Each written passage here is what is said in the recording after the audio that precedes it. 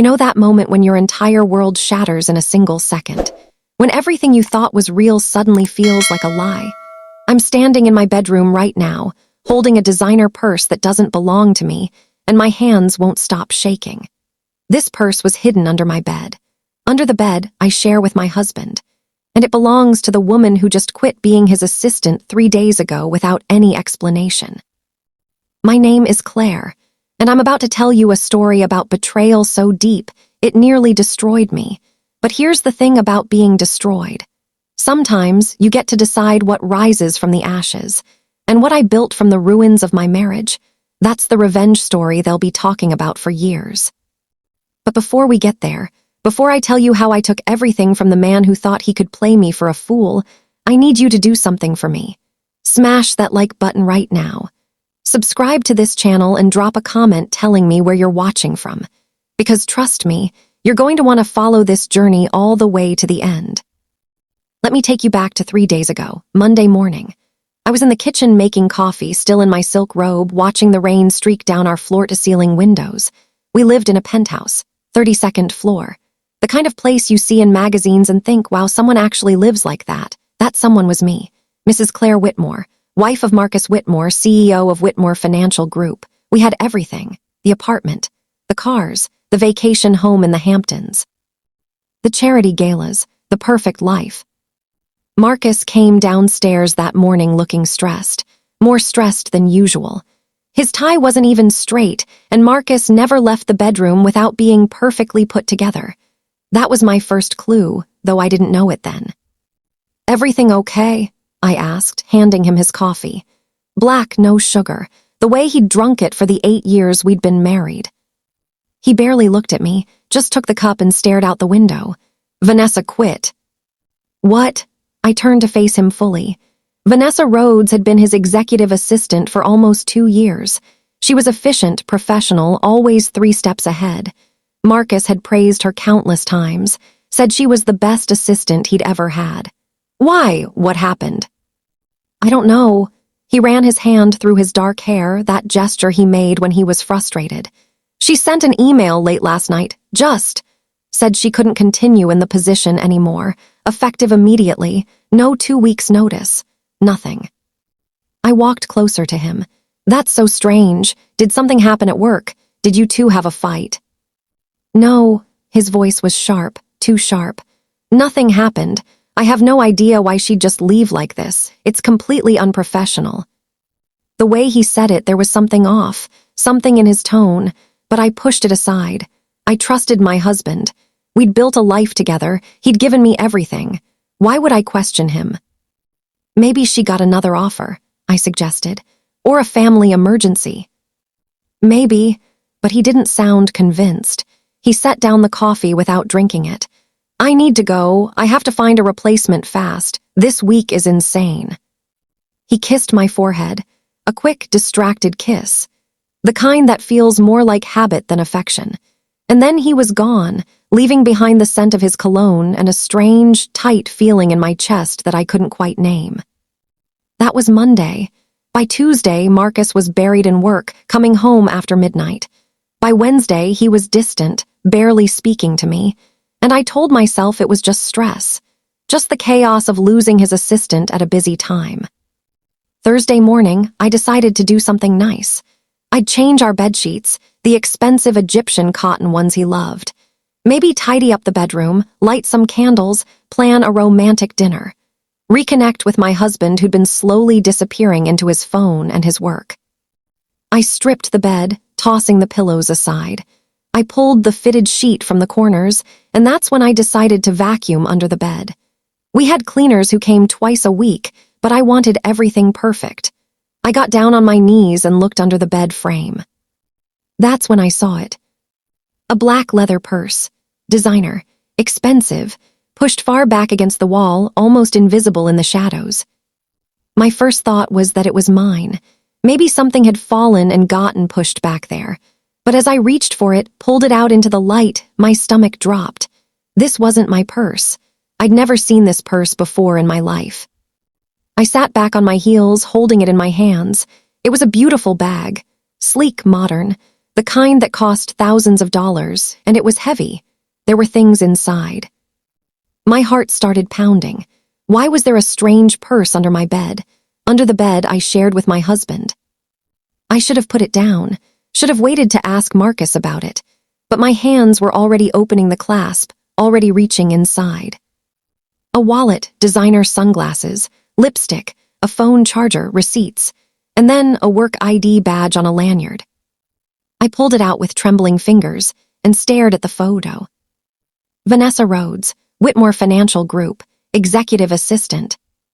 The room started spinning. I couldn't breathe, couldn't think. Vanessa's purse, under my bed, under the bed where I slept next to my husband every single night. No. There had to be an explanation. Maybe she'd left it in Marcus's car and he'd brought it in, meaning to return it. Maybe it fell out and he kicked it under the bed by accident. Maybe. But even as my mind scrambled for innocent explanations, my body knew the truth. My hands knew it. They were shaking so hard I almost dropped the ID badge. I opened the wallet, credit cards in her name, a driver's license, and tucked in the billfold section, folded small, a piece of paper. I pulled it out and unfolded it. It was a note, handwritten. The handwriting I'd know anywhere because I'd seen it on birthday cards and anniversary notes for 8 years. Marcus's handwriting. Last night was incredible. I can't stop thinking about you. M. The paper slipped from my fingers. I couldn't feel my legs. Couldn't feel anything except a cold, hollow sensation spreading through my chest like ice water in my veins. My husband and his assistant, in our home, in our bed. How many times, how long had this been going on? The late nights at work, the business trips, the times he said he was too tired, too stressed. Was he with her? While I was here waiting for him, loving him, trusting him. I don't know how long I sat there on the bedroom floor, surrounded by our expensive sheets, holding another woman's purse. It could have been minutes, could have been hours. Time felt strange, broken. When I finally moved, it was like watching myself from outside my body. I carefully put everything back in the purse except the note. That I folded and put in my robe pocket. Then I pushed the purse back exactly where I'd found it, under the bed, against the wall. My hands were steady now, cold and steady, because something had shifted inside me. The shock was hardening into something else, something sharp and focused. If Marcus thought he could betray me like this, if he thought he could bring that woman into our home, into our bed, and I'd just fall apart, he was about to learn exactly who he'd married. But first, I needed to know everything, every detail, every lie, every moment of betrayal. And then I'd make sure he lost everything he'd ever valued, just like he'd destroyed everything I'd believed in. To understand what came next, you need to understand what my life looked like before that purse shattered everything. You need to know what I thought I had, what I thought I was. I met Marcus Whitmore 9 years ago at a charity fundraiser in Manhattan. I was 26, working as an event coordinator for the company organizing the gala. He was 32, already successful, already on his way to building an empire. I wasn't supposed to be talking to the guests. I was supposed to be in the background, making sure everything ran smoothly. But there was an issue with the auction items, and I had to step in. Marcus was bidding on something, a vintage watch, and there was confusion about the lot number. I fixed it, quickly, efficiently, with a smile. He noticed me, really noticed me. Not just a glance, but that kind of attention that makes you feel like you're the only person in a room of 500 people. "You're good at this," he said, after the auction ended and he'd won his watch. "Solving problems, staying calm." "It's my job." I smiled, professional, polite. "What's your name?" Claire Morrison." "Claire," he said it like he was testing how it felt. "Would you have dinner with me, Claire Morrison?" I should have said no. He was a client, sort of. It was unprofessional. But something about the way he looked at me, confident and interested and genuinely curious, made me say yes. That dinner turned into another, and another. Within 3 months, we were inseparable. Within 6 months, he proposed. Within a year, I was Mrs. Claire Whitmore, living in a world I'd only ever seen from the outside. Marcus was older, established, successful. I was young, ambitious, ready to build something. He said he loved my drive, loved my intelligence, said I wasn't like other women who just wanted his money. He said I challenged him, made him better. For the first few years, I believed that. I think he did too. I stopped working after we got married, not because he demanded it, but because being Marcus Whitmore's wife became a full-time job. There were charity boards to sit on, events to host, appearances to maintain. I was good at it. I threw dinner parties that people talked about for months. I raised hundreds of thousands for causes I cared about. I was the perfect wife for a man building a financial empire. And I loved him. God, I loved him. The way he'd call me in the middle of a stressful day just to hear my voice. The way he'd plan surprise weekends away when he knew I was tired. The way he'd hold my hand at events, a silent statement. She's mine, and I'm proud of that. When did it change? I've asked myself that question 1,000 times since finding that purse. Maybe it was gradual, so slow I didn't notice. The calls became less frequent. The surprise trips stopped. He started working later, coming home when I was already asleep. Sex became sporadic, almost scheduled, like another appointment in his calendar.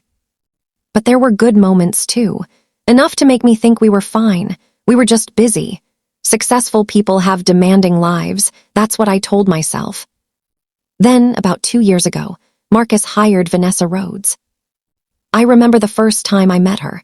Marcus was hosting a company dinner at our penthouse, something he did quarterly for his senior team. I spent days planning it. The menu, the flowers, the seating arrangement, everything perfect. Vanessa arrived with the other executives. She was beautiful in that understated professional way. Late 20s, maybe 30. Blonde hair pulled back in a sleek ponytail. Fitted dress suit that was expensive but not flashy. Minimal makeup. Confident handshake. "Mrs. Whitmore, it's wonderful to finally meet you," she said, smiling. "Marcus talks about you constantly. The work you do with the Children's Hospital Foundation is incredible." She knew exactly what to say, exactly how to present herself. Respectful to me, professional with Marcus, competent with everyone else. "This is my new executive assistant," Marcus had said, and there was pride in his voice. "Vanessa's already proven herself invaluable. I don't know how I functioned before she started." I smiled, played the gracious hostess.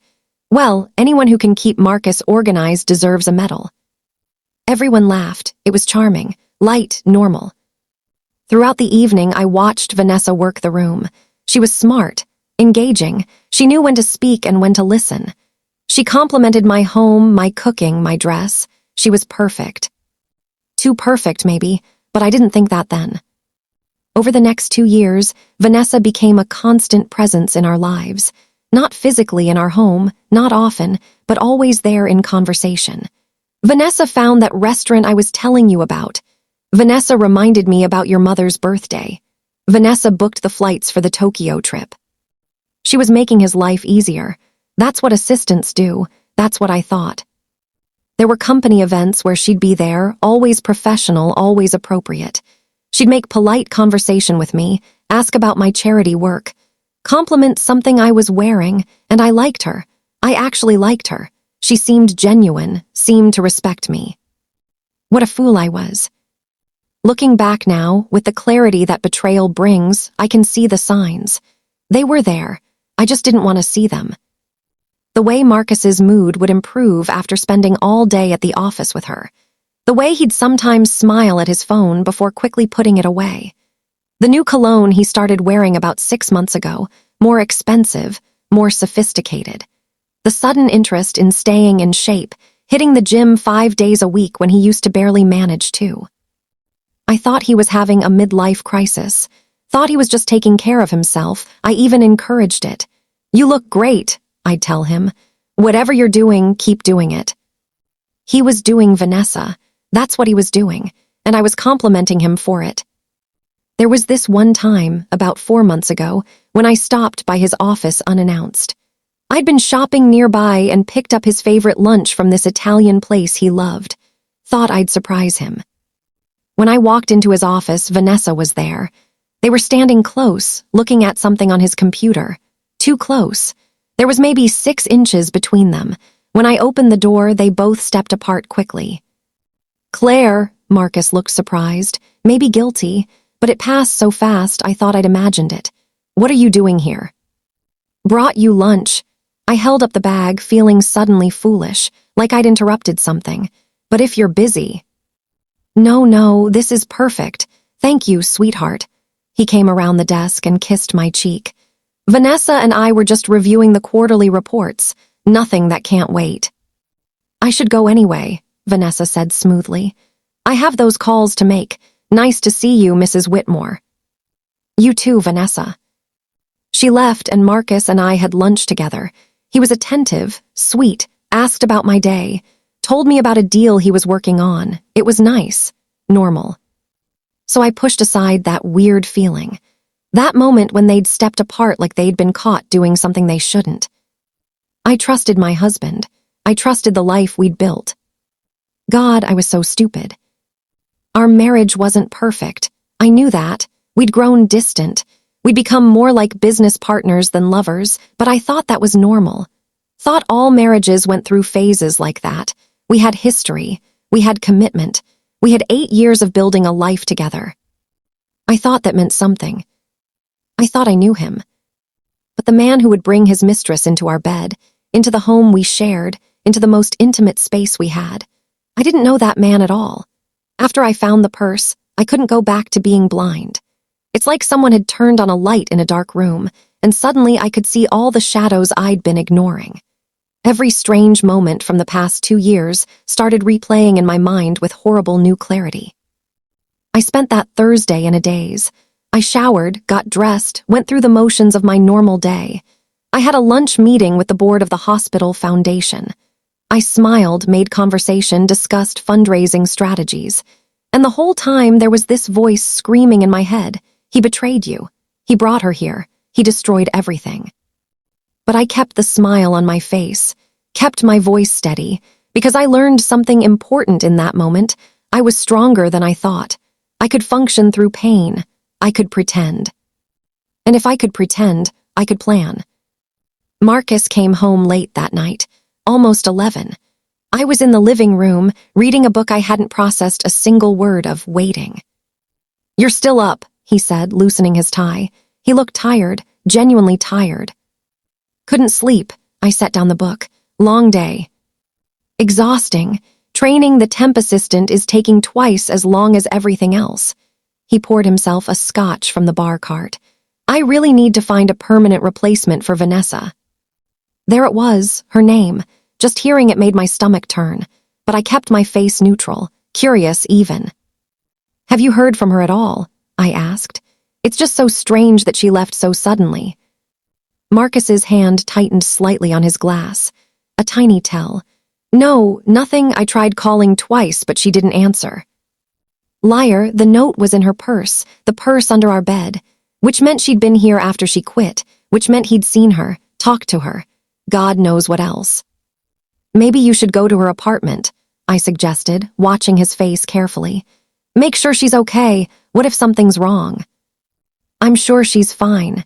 He drank the scotch in 2 swallows. "She's an adult. If she wanted to leave, that's her choice. I just wish she'd been more professional about it." The performance was almost good. Almost. But I could see the tension in his shoulders, the way he wouldn't quite meet my eyes. "Well, I hope you find someone good to replace her." I stood up, walked over to him, and did something that took every ounce of strength I had. I kissed him, soft and sweet like a loving wife. "Come to bed soon. You need rest." "I will. Just need to answer a few emails." I went to our bedroom, to our bed that suddenly felt contaminated, and I lay there in the dark, listening to him move around downstairs, probably texting her, probably telling her about his day, probably saying things he used to say to me. When he finally came to bed an hour later, I pretended to be asleep. He slipped under the covers, careful not to wake me. Within minutes, his breathing evened out. He fell asleep easily, peacefully. While I lay there inches away, planning his destruction. The next morning, Friday, I started my investigation properly. Marcus left for work at 7:30 as usual. As soon as his car pulled out of the garage, I went to his home office. Marcus kept most of his important work at the company, but he had a home office for weekend work and personal files. I'd never snooped before, never had a reason to. The thought of violating his privacy had always seemed wrong. Funny how betrayal changes your moral boundaries. I started with his desk, carefully going through drawers looking for anything unusual. Bank statements, credit card bills, receipts, most of it was normal, business expenses, the usual costs of our life. But then I found something interesting. A credit card I didn't recognize, not one of our joint accounts. A personal card in just his name. The statements were paperless, which is why I'd never seen them. But he'd printed one from 3 months ago, probably for expense reporting or something, and forgotten to shred it.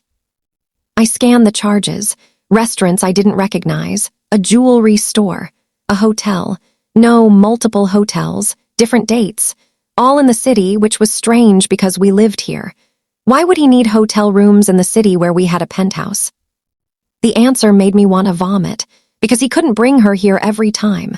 Sometimes they needed neutral space, private space, space that wasn't his home or her apartment. The jewelry store charge was for $8,000, dated 2 months ago. I'd received no jewelry from my husband 2 months ago. My birthday was in April, our anniversary in June. 2 months ago was January, no occasion. But I'd bet anything Vanessa had received something beautiful. I photographed every page of that statement with my phone. Then I carefully put everything back exactly as I'd found it. Next, I went to our bedroom closet, Marcus's side. I'd organized this closet myself, so I knew exactly what should be there. I started going through pockets of jackets and pants. Most were empty or had the usual things: receipts, breath mints, business cards. But in his favorite suit jacket, the charcoal one he wore to important meetings, I found something in the inner pocket. A key card. The kind hotels give you. The Peninsula Hotel, room 2847. My hands started shaking again. I sat down on the closet floor, staring at this little piece of plastic that represented so much betrayal. He'd kept it, like a souvenir, like a trophy. I added it to my growing collection of evidence and kept searching. In his car, which I checked next in our building's garage, I found more. Receipts in the glove compartment from the same restaurants on his secret credit card. A parking stub from near Vanessa's apartment building. I'd figure out her address later, but I was willing to bet. And weirdly, a tie I'd never seen before. Red silk. Expensive. Just sitting in the backseat like he'd taken it off and forgotten about it. Had she bought it for him? Had she taken it off him? Every discovery was a new knife in my heart, but I kept going, kept documenting, kept building my case. By Friday evening, I had a timeline starting to form in my head. This affair had been going on for at least 6 months, probably longer. They'd been to hotels. He'd bought her expensive gifts. They'd had countless dinners at romantic restaurants while he told me he was working late or meeting clients. And at some point, probably more than once, he'd brought her here. To our home, to our bed. The question now was why she'd quit. What had happened to make her leave so suddenly? Had they fought? Had she wanted more than he could give? Had someone found out? I needed more information, and I knew exactly where to get it. Saturday morning, Marcus was golfing with clients. A regular thing every other weekend, which meant I had at least 5 hours alone. I went back to our bedroom and pulled out Vanessa's purse from under the bed. This time, I went through it methodically, every pocket, every compartment. Her wallet had everything you'd expect: cards, cash, IDs, but in one of the small pockets I found a folded piece of paper, different from the note. This was a printed email. I unfolded it carefully and read. "V, we need to talk about what you told me. This can't continue. I need time to figure things out. Please be patient. I promise I'll handle it. Them." What she told him, what had she told him, and when was this from? The email wasn't dated on this printout. I kept searching. In the bottom of the purse, under some old receipts and a pack of gum, I found something else. A pregnancy test box. Empty. The world tilted. No, please no. I dumped the entire contents of the purse on the bed, searching frantically. There had to be more, the test itself, a result, something. But there was nothing else, just the empty box. Had Vanessa been pregnant? Was she pregnant? Is that what she'd told Marcus? Is that why she quit? My mind was racing. If she was pregnant with his child, everything changed. This wasn't just an affair. This was a potential future, another family, a scandal that could destroy everything Marcus had built. Is that why he looked so stressed? Why he'd been so distant all week? I sat there surrounded by another woman's belongings, possibly carrying another woman's pregnancy test box, and something inside me just broke, or maybe it crystallized, hardened. Because if Vanessa Rhodes thought she could waltz into my life, seduce my husband, get pregnant, and take everything I'd built, she had another thing coming. And if Marcus thought he could throw away 8 years of marriage, betray every vow he'd made, destroy my trust and my heart, and just, what? Leave me, replace me. He was about to learn the most expensive lesson of his life. I carefully put everything back in the purse except the empty pregnancy test box. That I kept, evidence, ammunition. Then I pulled out my phone and made a call to someone I hadn't spoken to in almost 5 years. Jackson, it's Claire Morrison. Well, Whitmore now. I paused. I need a lawyer, the best divorce attorney you know, and I need them to be absolutely ruthless.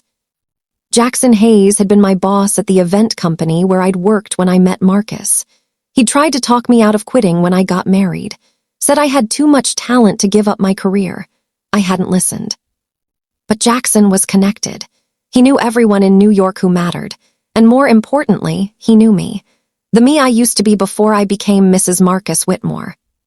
Claire, wow, okay, are you? Is everything all right? No, my voice was steady, cold. Everything is very much not all right, but it will be. Can you help me? Absolutely, I know someone. Laura Chen. She's a shark, doesn't lose. But Claire, are you sure? This is a big step. I've never been more sure of anything in my life. Okay, I'll set up a meeting. Monday soon enough. Monday's perfect. I hung up and looked around our bedroom.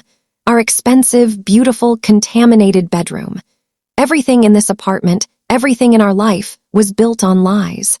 But it was also built on his money. Money I'd helped him manage, helped him invest, helped him grow through connections and social positioning and being the perfect corporate wife. I'd earned every penny of what was about to come. And Marcus Whitmore was going to pay for every single lie. That weekend was the longest of my life. I had to pretend everything was normal while my entire world was falling apart. Saturday night, Marcus and I went to a dinner party at the Richardsons. They were old friends, wealthy couple, the kind of people who lived in our social circle. The kind of people who would absolutely notice if something was wrong with the perfect Whitmore marriage. So I put on a cocktail dress, did my makeup, smiled and laughed and played the role I'd perfected over 8 years. I held Marcus's hand when we walked in, let him put his arm around my waist during conversations, told charming stories about our life together.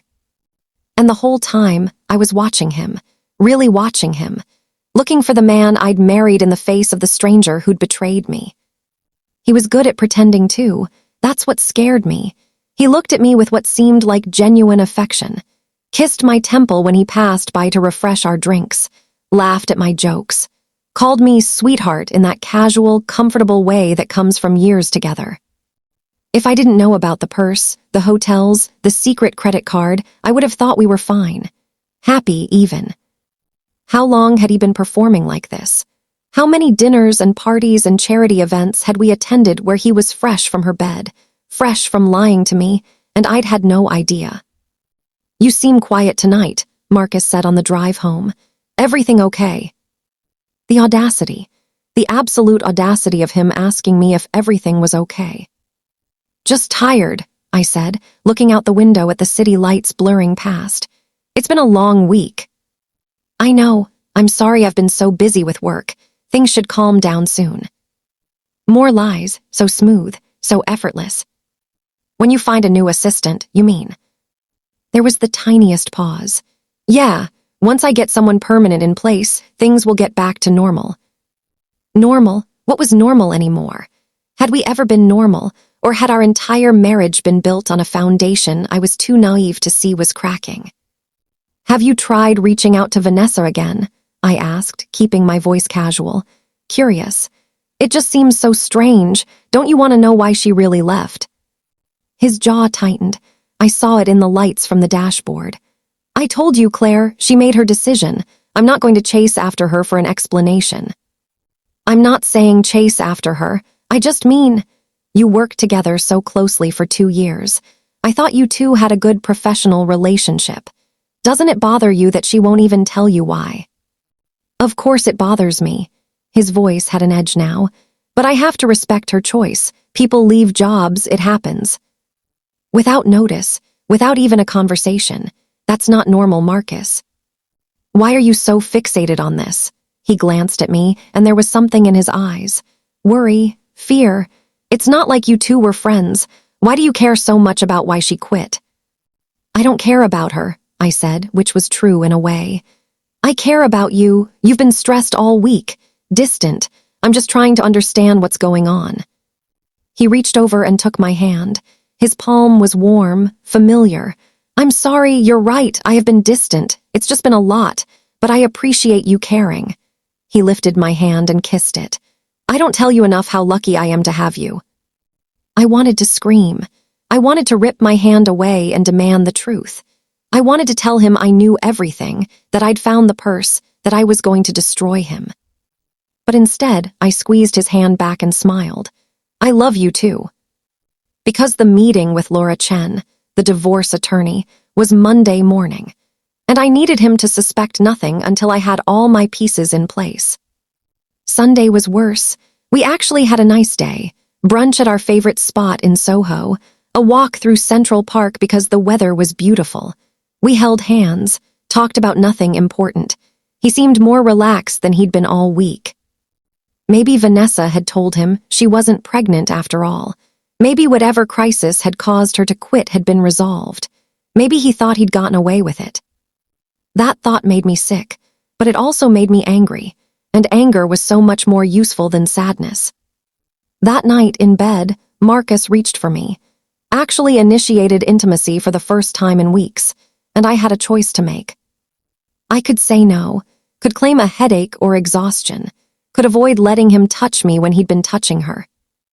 Or I could say yes, could maintain the illusion completely, could gather one more piece of evidence about his behavior, his patterns, his lies. I chose the latter, and I hated myself for it, but I also documented it in my mind. The date, the time, how he touched me, what he said. Because if he'd been with her recently, if he'd been intimate with both of us, that was a detail a good divorce attorney could use. Afterward, he fell asleep holding me, like he had in the early years of our marriage, like he still loved me. And I lay there in the darkness, feeling more alone than I'd ever felt in my life. Monday morning couldn't come fast enough. Marcus left for work at 7:30 as usual. By 8:15, I was in a sleek office building in Midtown, sitting across from Laura Chen, one of the most feared divorce attorneys in New York. She was younger than I expected, maybe 40, impeccably dressed, sharp eyes that missed nothing. Jackson had been right, she looked like a shark. Mrs. Whitmore, she said, shaking my hand with a firm grip. Jackson speaks very highly of you. Tell me what's going on. I took a deep breath and told her everything. The sudden resignation, finding the purse, the note, the credit card statements, the hotel key, the pregnancy test box, all of it. Laura listened without interrupting, taking notes on a legal pad. When I finished, she sat back in her chair and studied me. First question, she said, do you want to save this marriage? No. Are you absolutely certain? Because once we start down this path, there's no going back, and it will get ugly. I'm certain. She nodded. Good, certainty is important. Second question, what do you want out of this? Everything I'm entitled to. Everything I helped him build. I gave up my career for him. I spent 8 years being the perfect wife, making the connections, hosting the events, managing our home, supporting his business. I want my fair share. New York is an equitable distribution state, not community property.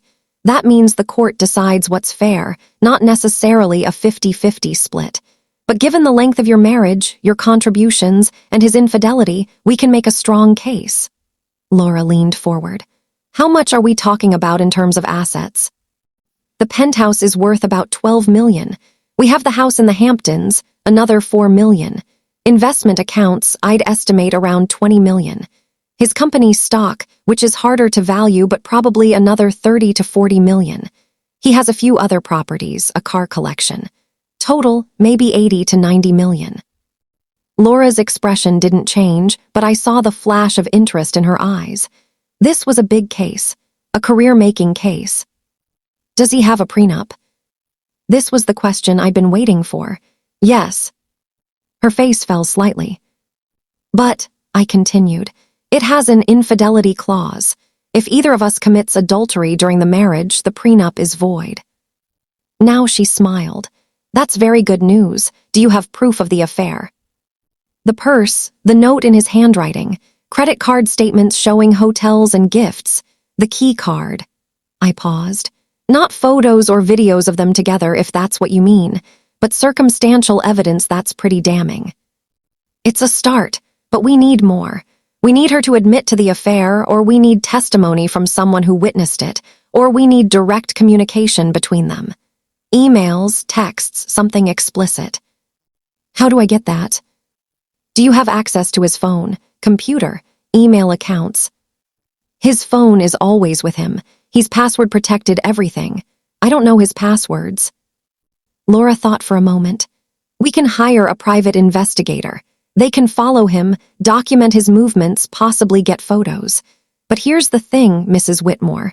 If she's already quit and the affair is over, he might not lead us anywhere useful. What about her? Can we approach her? We can try, but if she's loyal to him, she'll deny everything. And we risk tipping them off that you know. Laura tapped her pen on the desk. The pregnancy test box you found. That's interesting. Do you know if she was actually pregnant? No, it was just the empty box. No test. If she was pregnant with his child, and if we can prove it, that's our smoking gun. Even if she's not anymore, if she was, that's proof of the affair. Laura made another note.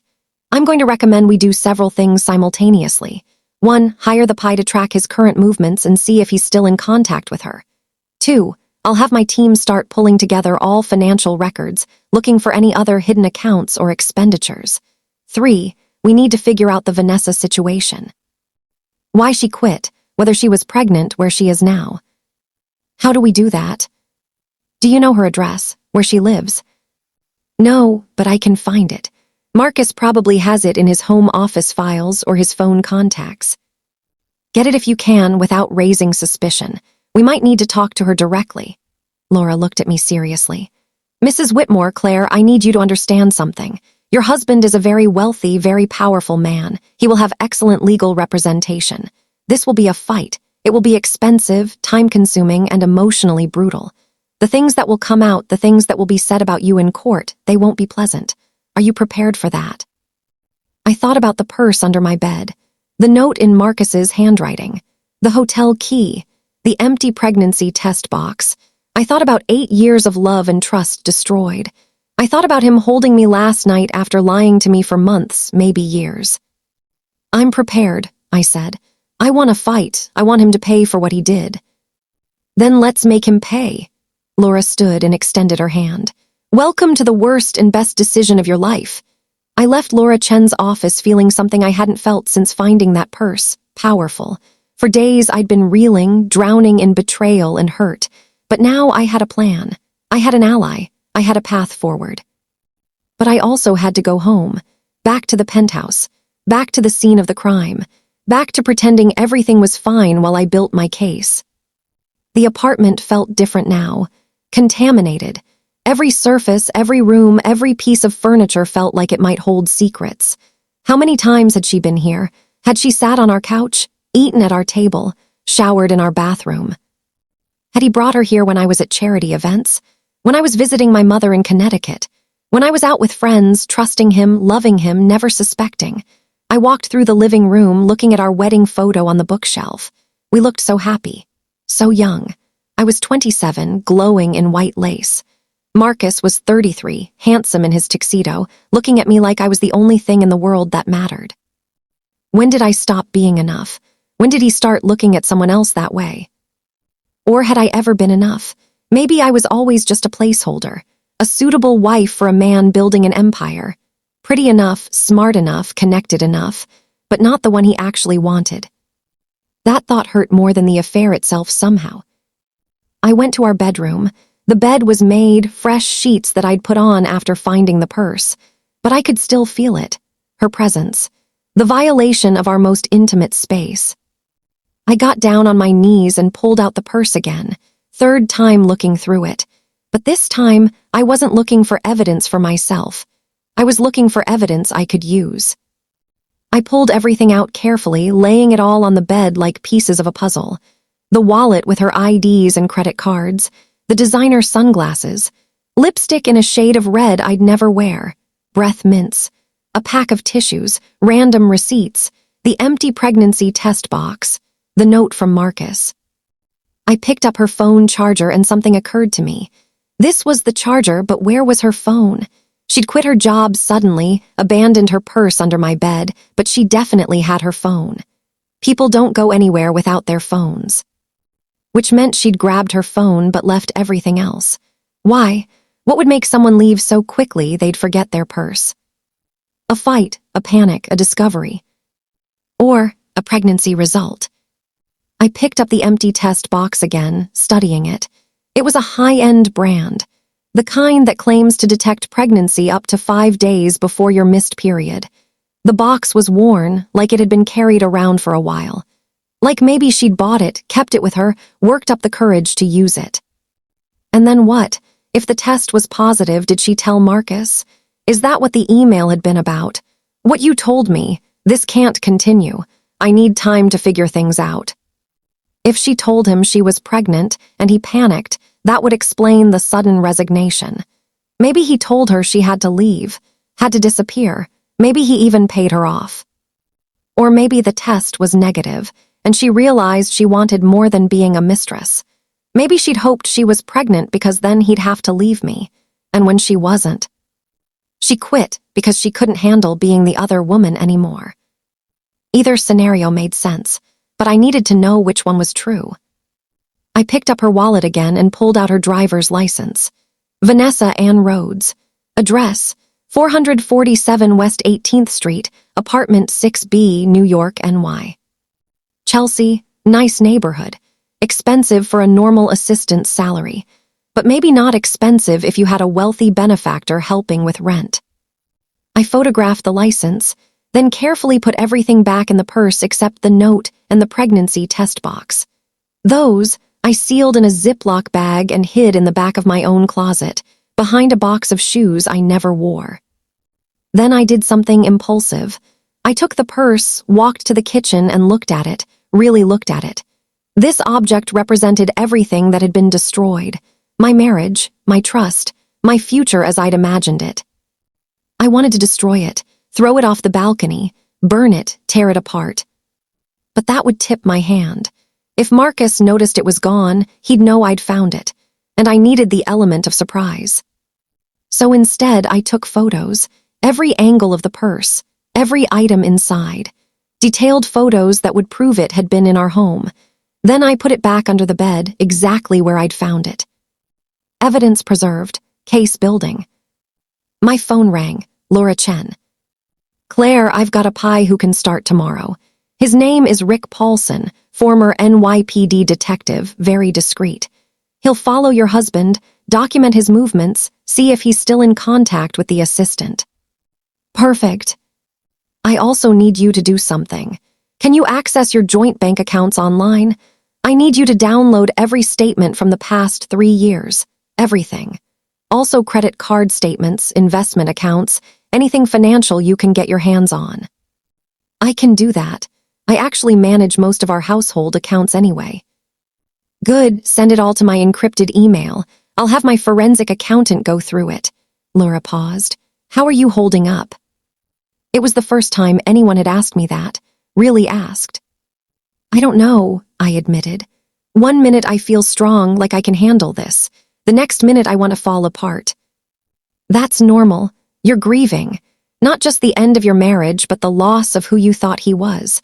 That's harder than people realize. How long does it take, my voice cracked, to stop feeling like this? Honestly, it varies, but the pain becomes manageable. And then one day you realize you're not just surviving anymore. You're actually living again, better than before. Laura's voice softened.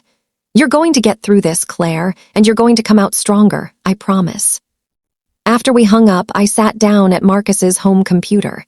He'd left it on this morning, which was sloppy for him. Or maybe he trusted me completely.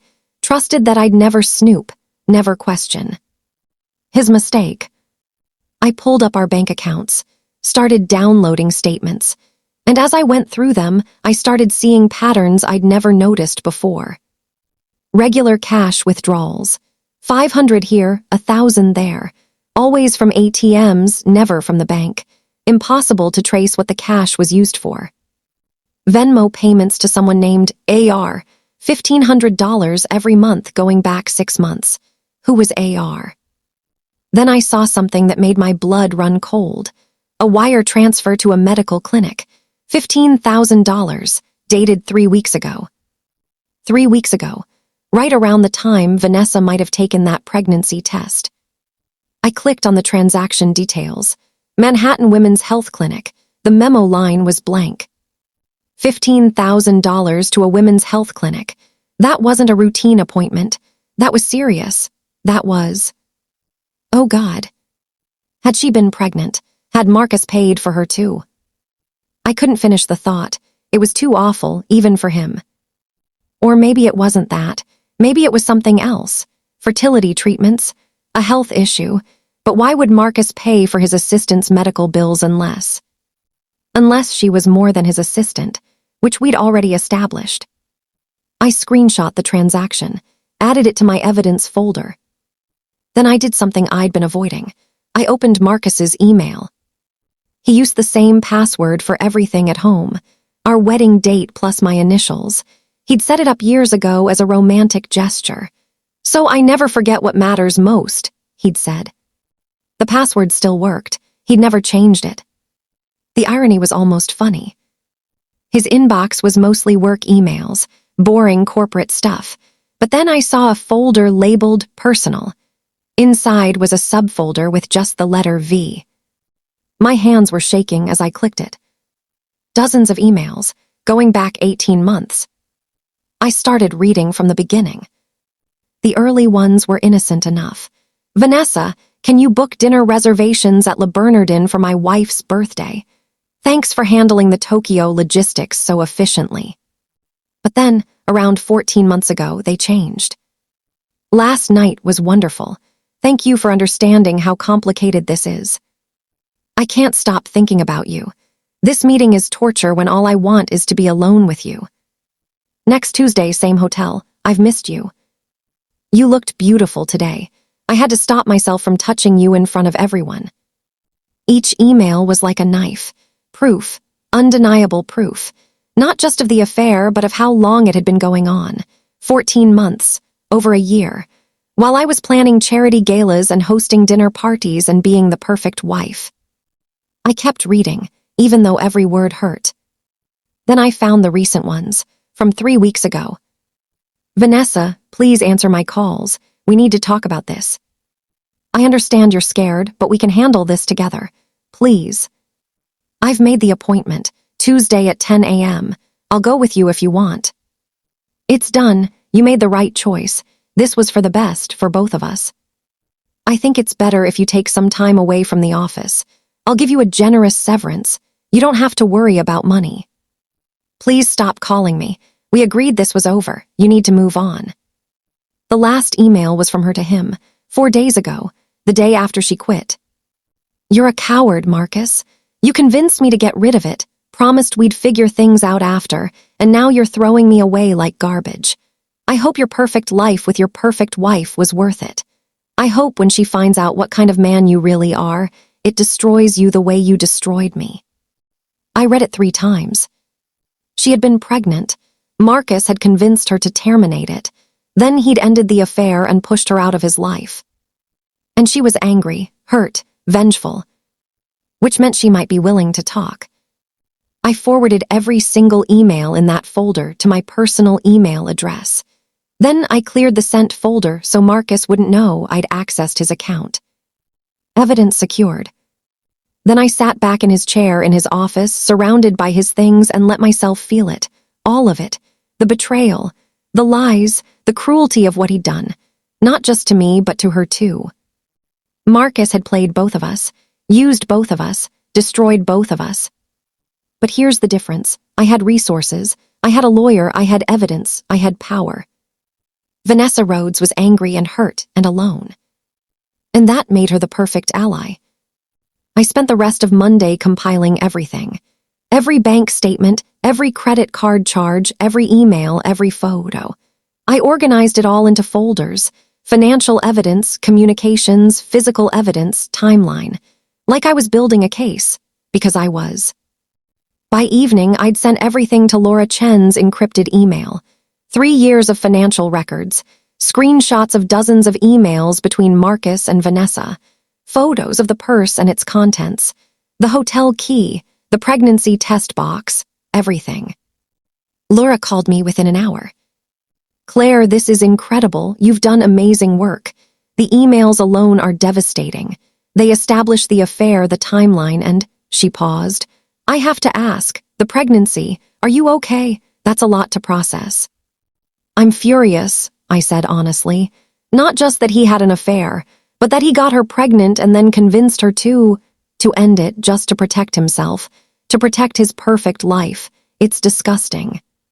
It's also potentially criminal, depending on how it went down. But more importantly for our case, it shows a pattern of deception and manipulation. This isn't just a man who made a mistake. This is calculated betrayal." Laura's voice was sharp, focused. "The question now is whether Vanessa will cooperate. Her testimony would seal this case completely. I have her address, from her driver's license in the purse. I'm going to advise you not to contact her directly. Not yet. Let Rick, the pie, do some surveillance first. Let's see where she is, what she's doing, whether she's in contact with Marcus. Then we'll decide how to approach her." It made sense, but every hour that passed felt like torture. I wanted to confront her, confront him, blow everything up. But Laura was right. Patience, strategy, that's how you win. Marcus came home at 8 that night, later than usual but not suspiciously late. He looked exhausted. "Rough day?" I asked from the kitchen where I was pretending to cook dinner. I'd ordered in from his favorite Italian place and was plating it to look homemade. The perfect wife. The worst, the temp assistant is completely incompetent. I spent half the day fixing her mistakes. He loosened his tie and poured himself a scotch. "I miss Vanessa. She knew how to handle things." The casual way he said her name. Like she was just a competent employee he missed working with. Not the woman he'd been sleeping with for 14 months. Not the woman whose pregnancy he'd convinced her to terminate. "Any luck finding a permanent replacement?" I kept my voice light. "I've got interviews set up for later this week. Hopefully someone decent." He took a long drink. "Sorry, I know I'm complaining. How was your day?" "Fine. Lunch with the hospital foundation board. We're planning the fall gala." "That's nice." He wasn't really listening. He was scrolling through his phone. I watched him, this man I'd loved for 9 years, this stranger. "Marcus, can I ask you something?" He looked up. "Of course." "Are you happy, with us, with our marriage?" His expression shifted. Surprise, maybe concern. "Where is this coming from?" "I don't know. We've just seemed distant lately. I want to make sure we're okay." He set down his phone and came over to me, put his hands on my shoulders, looked me in the eyes.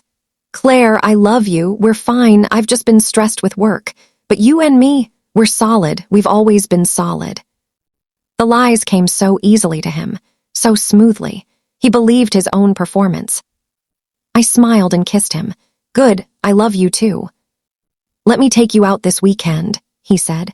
"Somewhere nice, just the two of us. I've been neglecting you, and that's not fair. I'd like that. More lies, more performance, both of us pretending. Over dinner, my phone buzzed with a text from a number I didn't recognize. This is Rick Paulson. Laura Chen gave me your number. Starting surveillance tomorrow morning, 6 a.m. We'll update you with findings. Delete this message after reading. I glanced at Marcus. He was eating, not paying attention to me. I deleted the message. Everything okay? He asked. Just my mother. She wants to do lunch this week. That's nice. Tell her I said hello. The ease of lying. I was getting good at it too. That night I couldn't sleep. I lay next to Marcus in our bed, listening to him breathe, and thought about Vanessa Rhodes. What was she doing right now? Was she alone in her apartment in Chelsea, crying over a man who'd used her and thrown her away?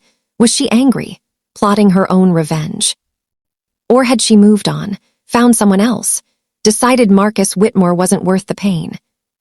I needed to know, needed to talk to her, but Laura was right. Patience, strategy. The next morning, Tuesday, Marcus left for work at 7:30. At 8, my phone rang. Rick Paulson. Mrs. Whitmore, I'm following your husband. He went straight to his office. Normal route. I'll monitor throughout the day and report if he goes anywhere unusual. Thank you. One more thing.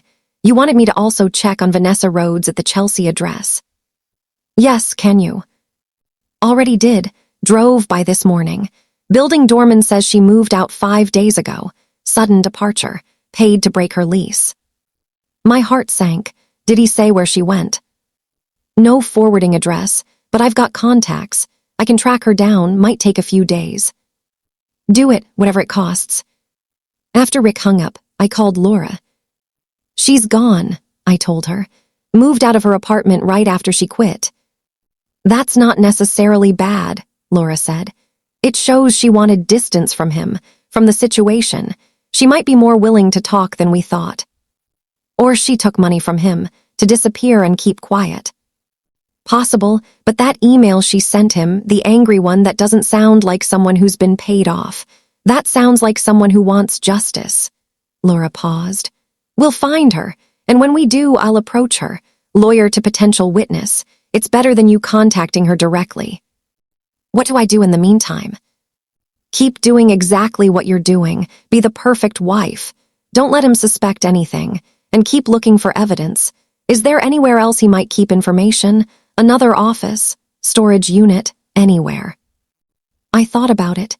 He has a desk at the Hamptons house, and there's a safe there.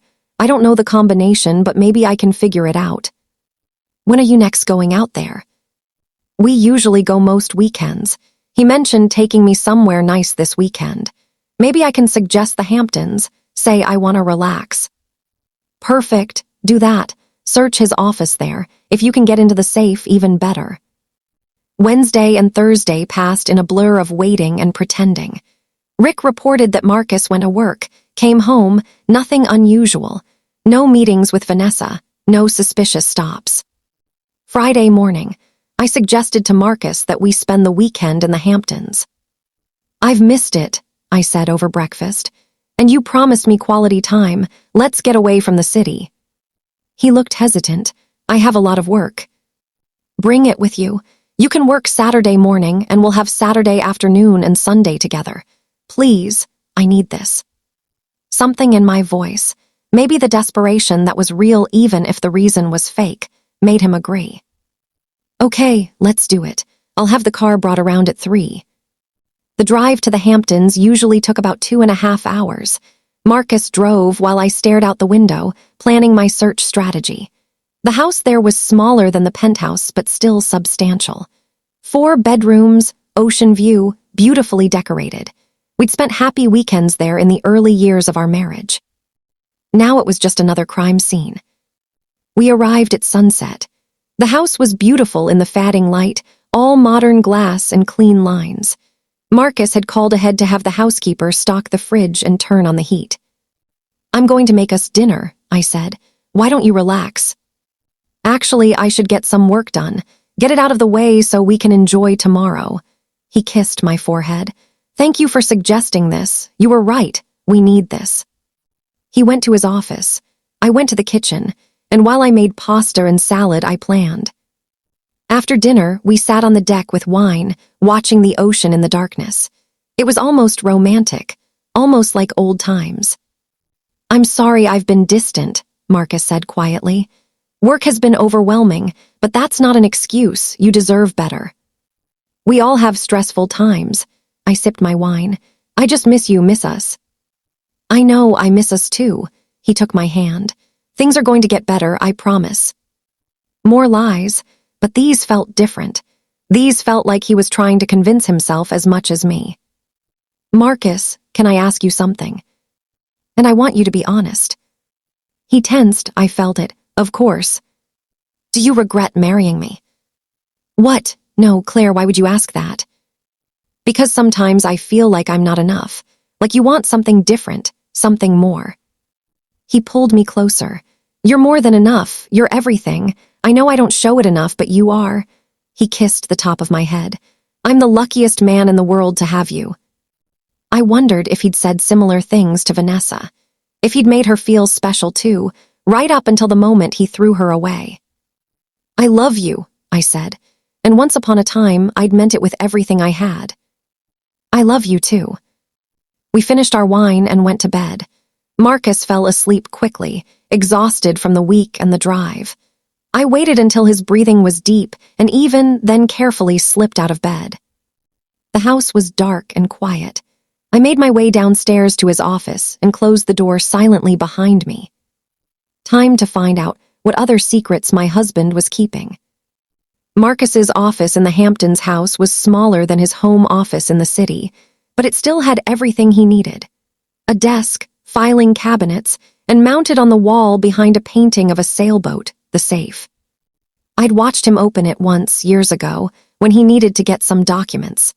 I'd been in the doorway, not really paying attention, but I remembered the painting swung aside and he'd entered a code on a digital keypad. I didn't know the code, but I knew Marcus. He used the same passwords for everything. Our wedding date plus my initials, variations on his mother's birthday, his college graduation year. He wasn't creative with security because he never thought anyone close to him would betray him. The irony wasn't lost on me. I moved the sailboat painting carefully. It swung on hinges, revealing the safe.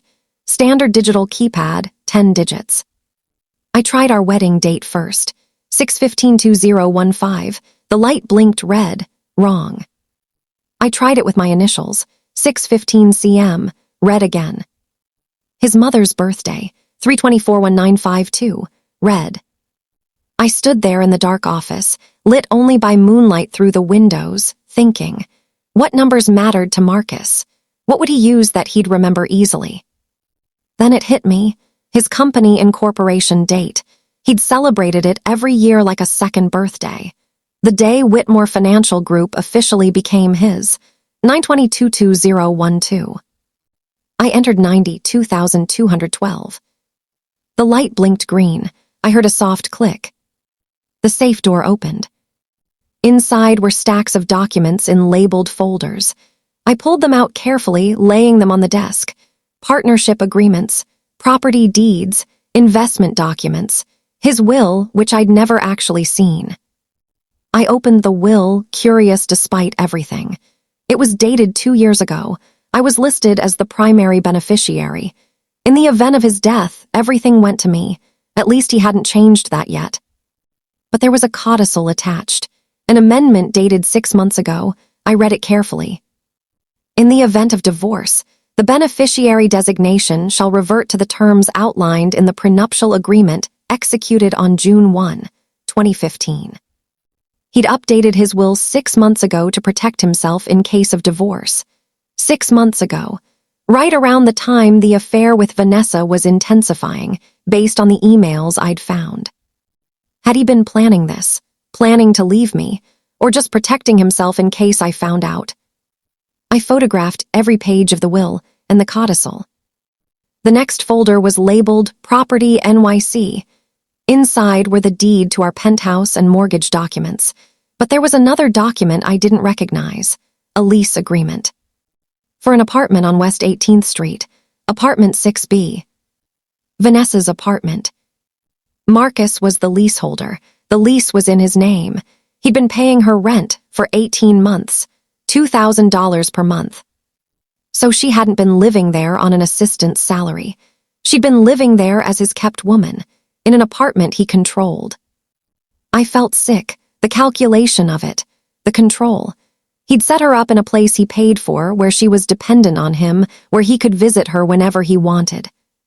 And when he was done with her, when she became inconvenient, he'd probably just stopped paying. The doorman said she'd moved out suddenly, paid to break the lease. She probably had to because Marcus cut her off. I photographed the lease agreement. The next folder was labeled personal. Inside were more documents, a birth certificate for Marcus, his parents' death certificates. They'd both passed several years before I met him, his college diploma, normal things. But at the bottom of the folder was a small envelope, sealed, not labeled. I opened it carefully. Inside were photos, printed photos, the kind people don't really make anymore in the age of digital everything. The first photo was of Marcus and Vanessa. They were at a restaurant, sitting close, his arm around her. She was laughing. He was looking at her the way he used to look at me. The second photo was more intimate. They were somewhere tropical, a beach. She was in a bikini. He was shirtless. They were kissing. When had he gone to a tropical beach without me? I tried to remember. There had been a business trip to Miami about 8 months ago. He'd said it was all work, boring meetings. "You'd hate it," he'd told me. "Stay here, relax." I'd trusted him. The third photo made me drop the others. It was taken in a bedroom, our bedroom, the one upstairs in this house. I recognized the bedding, the layout, the art on the walls. Vanessa was in our bed, wearing one of Marcus's shirts, smiling at the camera. Comfortable, like she belonged there. He'd brought her here, to our house, our retreat, our safe place. How many times, how many weekends had he made excuses for us not to come out here, only to bring her instead? I had to sit down. The betrayal was so deep, so complete. There was nowhere sacred, nowhere safe. He'd contaminated everything. I photographed all of the pictures, my hands shaking. Then I kept searching. The last folder in the safe was labeled Financial Private. Inside were bank statements for an account I'd never seen before. A personal account in just Marcus's name at a bank we didn't normally use. The statements went back 3 years. Regular deposits of cash, withdrawals, transfers, and one particular series of transactions that caught my eye. Starting 6 months ago, there were monthly payments of $5,000 to something called AR Holdings LLC. AR. Vanessa's initials were VR, so who was AR? I looked through more statements. The payments were consistent, every month, $5,000. Then I found a deposit slip that had been filed with the statements. A check deposited into the AR Holdings account. And on the memo line, for Amanda Rose, support.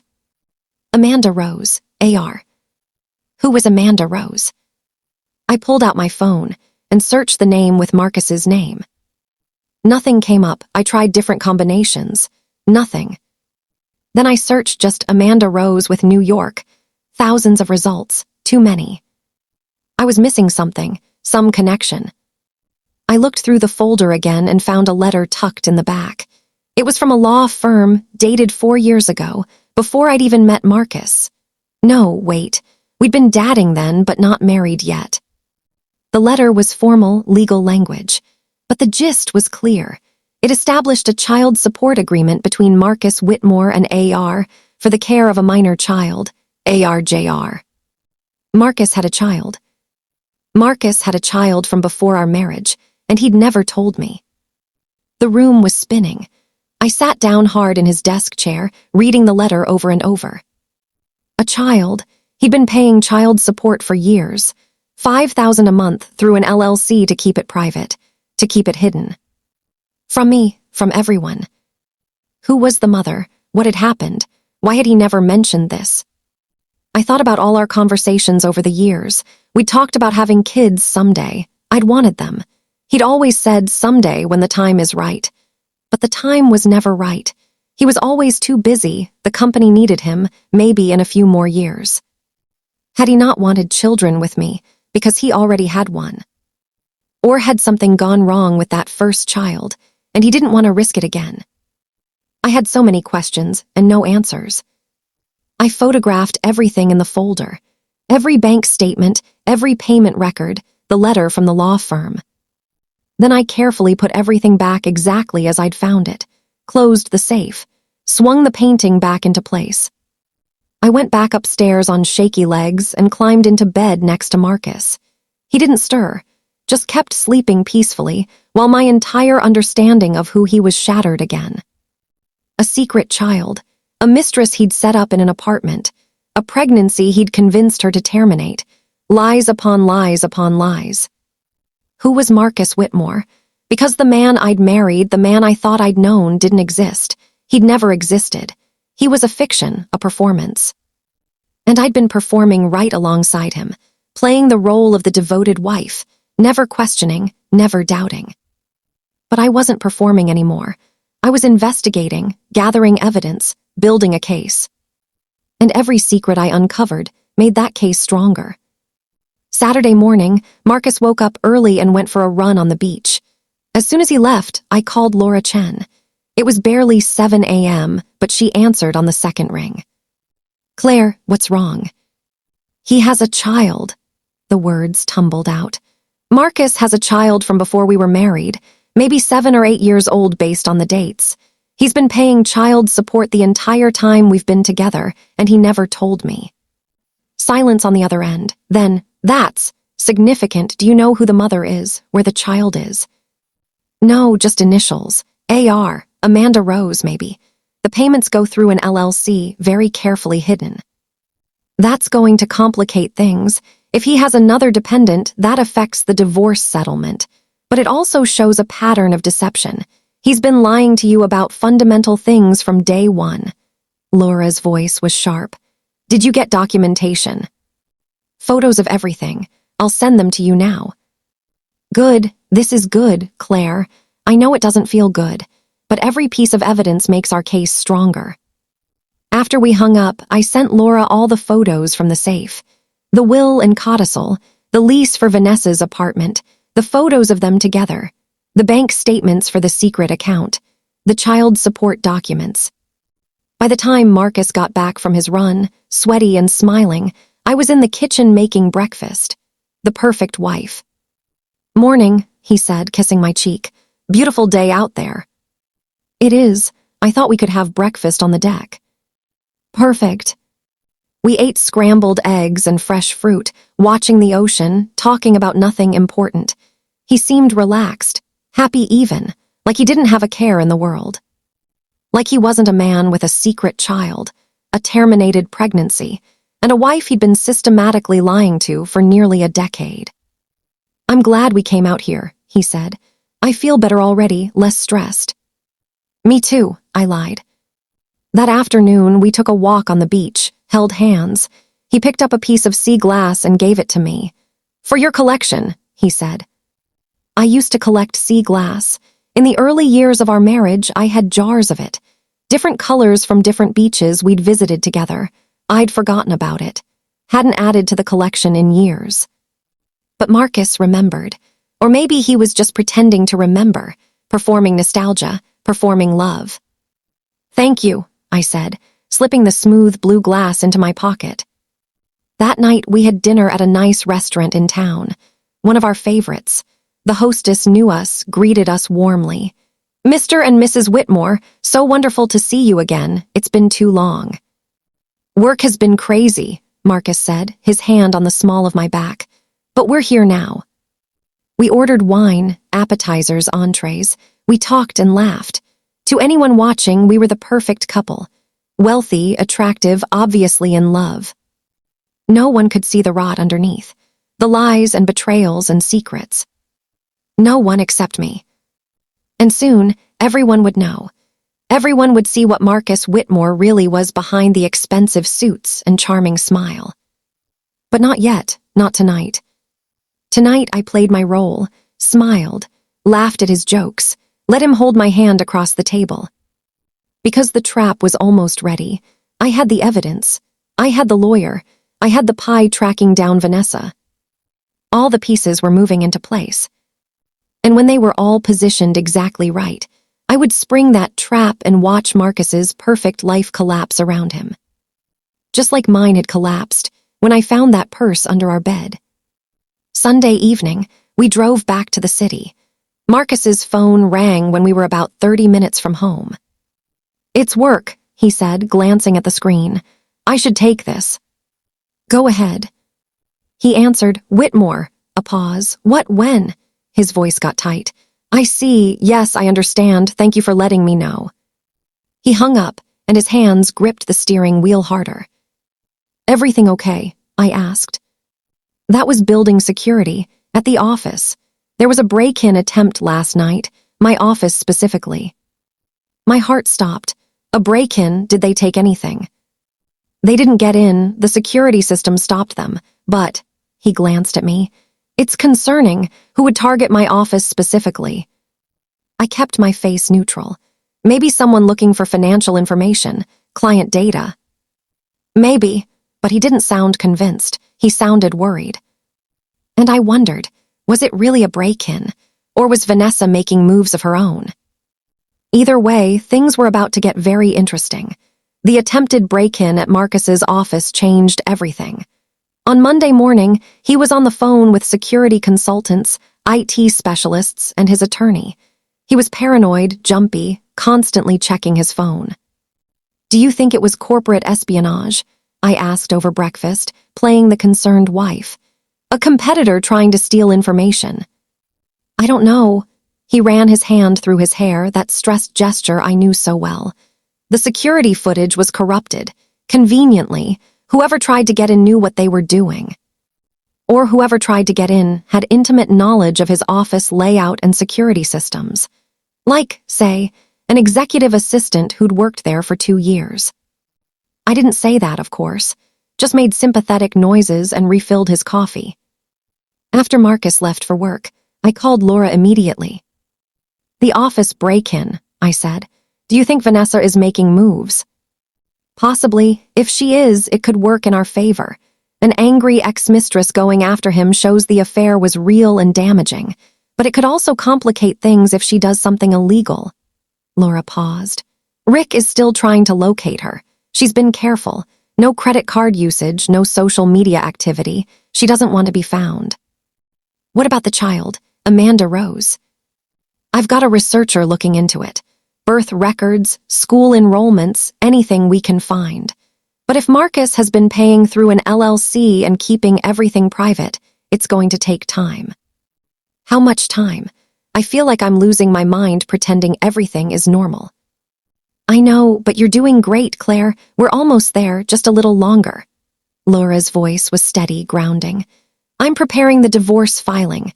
As soon as we have Vanessa's location and ideally her cooperation, we move. Fast and hard. He won't know what hit him." That afternoon, I met with my mother for lunch. I hadn't told her anything about what was happening. My mother, Patricia Morrison, was a force of nature. Former debutante, current philanthropist, she'd never fully approved of Marcus. "Too slick," she'd said when we first started dating. "Men like that always have secrets." She'd been right, but I'd been too in love to listen. "Darling, you look tired," she said as we sat down at her favorite restaurant in the Upper East Side. "Is everything all right?" "Just busy. The fall gala is consuming all my time." She studied me with those sharp eyes that had always seen through my lies as a child. "Claire, I'm your mother. I know when something's wrong." I took a sip of water, buying time. Could I tell her? Should I? "Marcus and I are going through a rough patch," I finally said. It felt good to say something true, even if it was only partial truth. "I see." She set down her menu. "How rough?" "Pretty rough." "Is there someone else?" I looked at her, startled. "What makes you ask that?" "Because men like Marcus, successful, powerful, surrounded by young women all day, they often stray. It's not right, but it's common." She reached across the table and took my hand. "Whatever is happening, you need to know that you have options. You don't have to stay in a marriage that makes you unhappy." I know, Mom. Do you? Because I've watched you for 8 years turn yourself into what he needed, the perfect corporate wife, and you're brilliant at it. But somewhere along the way, you stopped being Claire Morrison. You became just Mrs. Marcus Whitmore. Her grip tightened. If this marriage is over, and I suspect it might be, you need to remember who you were before him. That girl was fierce. She was unstoppable. She didn't need anyone to define her. Tears stung my eyes. I don't know if that girl exists anymore. She does, she's just been sleeping. Time to wake her up. My mother smiled. And when you do, if you need anything, money, lawyers, a place to stay, someone to help you bury a body, you call me. Understood. I laughed despite everything. Understood.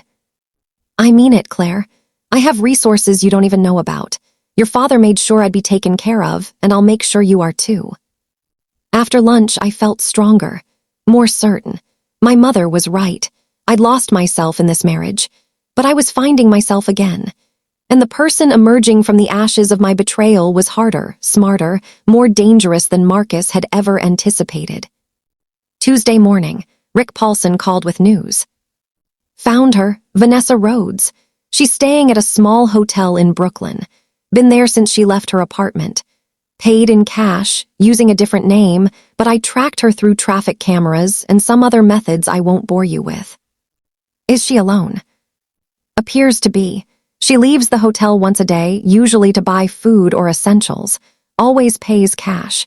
She's hiding from someone. From Marcus. That'd be my guess. Can you keep eyes on her? Make sure she doesn't disappear again. Already on it. And Mrs. Whitmore? She looks rough, lost weight, seems depressed. Whatever happened between her and your husband, it broke her pretty badly. Good, part of me thought viciously. Then I felt guilty. Vanessa was a victim too. Marcus had used her, manipulated her, convinced her to end a pregnancy, and then thrown her away. Yes, she'd slept with a married man, but Marcus had lied to both of us. I called Laura with the update. Perfect. I'll go see her tomorrow. Woman to woman, lawyer to potential witness. I'll explain what we know and offer her a deal. What kind of deal? Immunity from any potential legal issues related to the affair, a recommendation for therapy sessions we'll pay for, and potentially a settlement from Marcus as part of the divorce if she cooperates fully. Testimony, evidence, everything. You think she'll go for it? If she's as angry and hurt as that email suggested, absolutely. Hell hath no fury and all that. Wednesday afternoon, while Marcus was at work, I did something I'd been putting off. I went to see his mother's grave. Marcus's parents had both died before I met him. His father when Marcus was in college, his mother a year before we started dating. He'd been an only child, raised with privilege and expectations. The death of his parents had left him alone in the world, or so he'd always said. But now I knew he had a child, which meant he wasn't alone. He had family. He'd just chosen to keep that family secret. The cemetery was in Westchester, peaceful and well-maintained. I found Helen Whitmore's grave easily. Marcus visited every year on her birthday.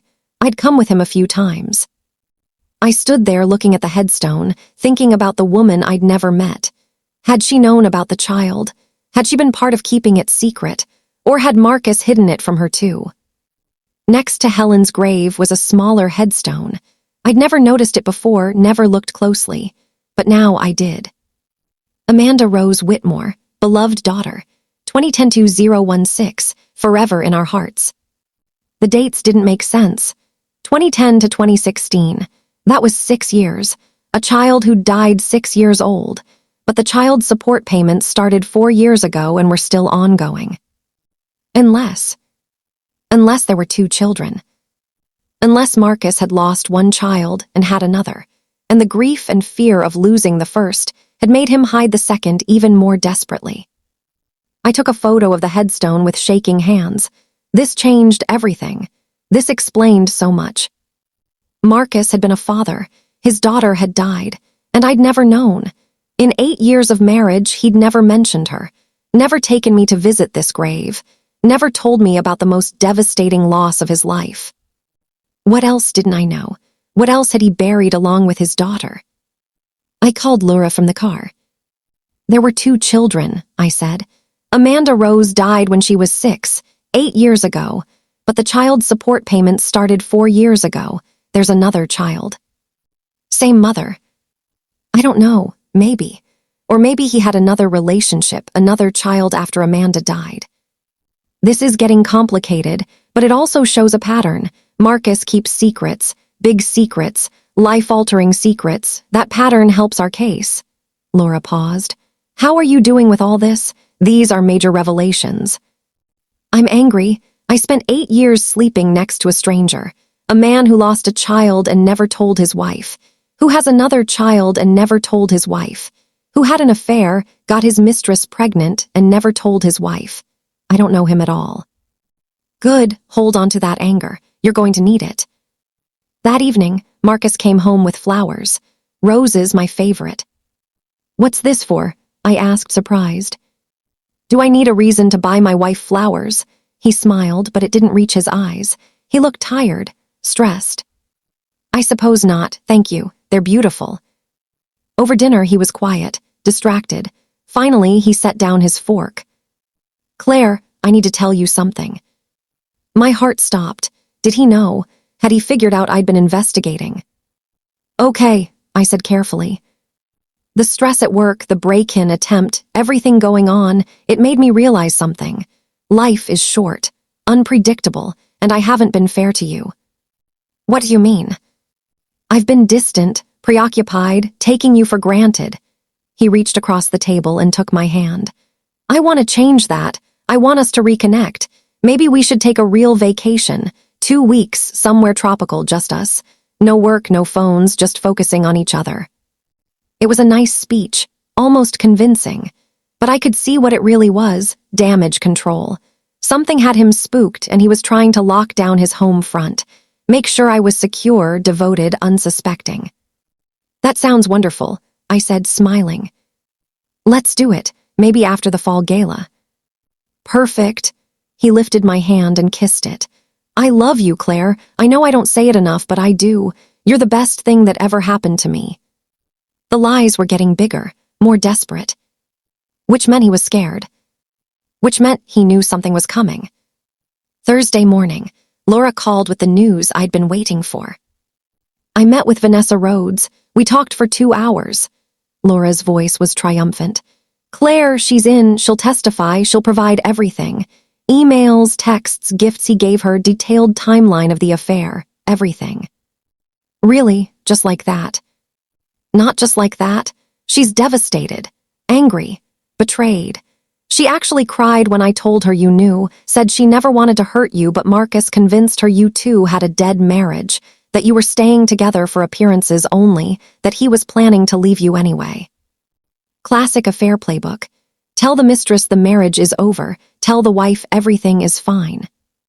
Did she know about me finding the purse? No, she didn't even realize she'd left it. The night she quit, she and Marcus had a massive fight. She'd just gotten the pregnancy test results positive. She told him, expecting, I don't know, something, support, a plan. Instead, he panicked. Told her she had to terminate it, that he couldn't have another child, that it would destroy everything. Another child, I repeated, so she knew about Amanda. Yes, Marcus had told her about his daughter who died. Used it, actually. Said losing Amanda had destroyed him, that he couldn't handle being a father again, couldn't risk that pain. Laura's voice was hard. He used his dead daughter to manipulate his mistress into ending a pregnancy. That's a special kind of evil. What about the other child, the one he's still paying support for? Vanessa didn't know about that. When I told her, she lost it. Realized he'd been lying to her too, that she wasn't special, wasn't different, just another woman he was using. So what happens now? Now we file. I've got all the paperwork ready. Tomorrow morning, we're filing for divorce.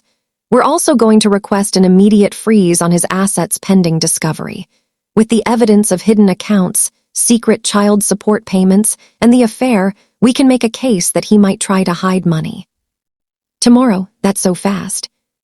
Fast is good. The longer we wait, the more time he has to prepare. We want to catch him off guard.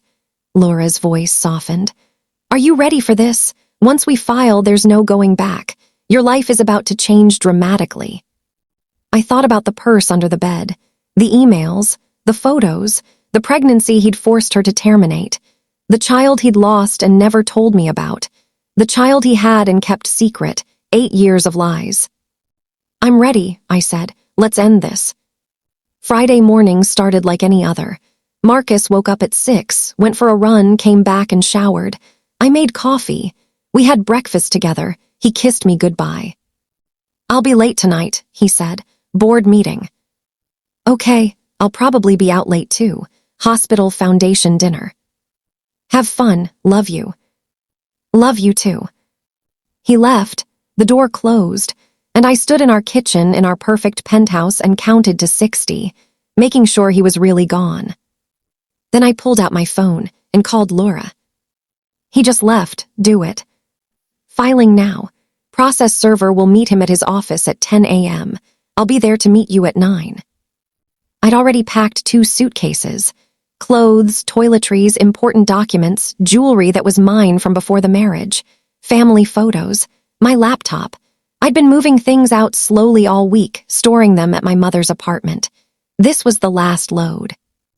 By 7 a.m., I was walking out of the penthouse for the last time as Marcus Whitmore's wife.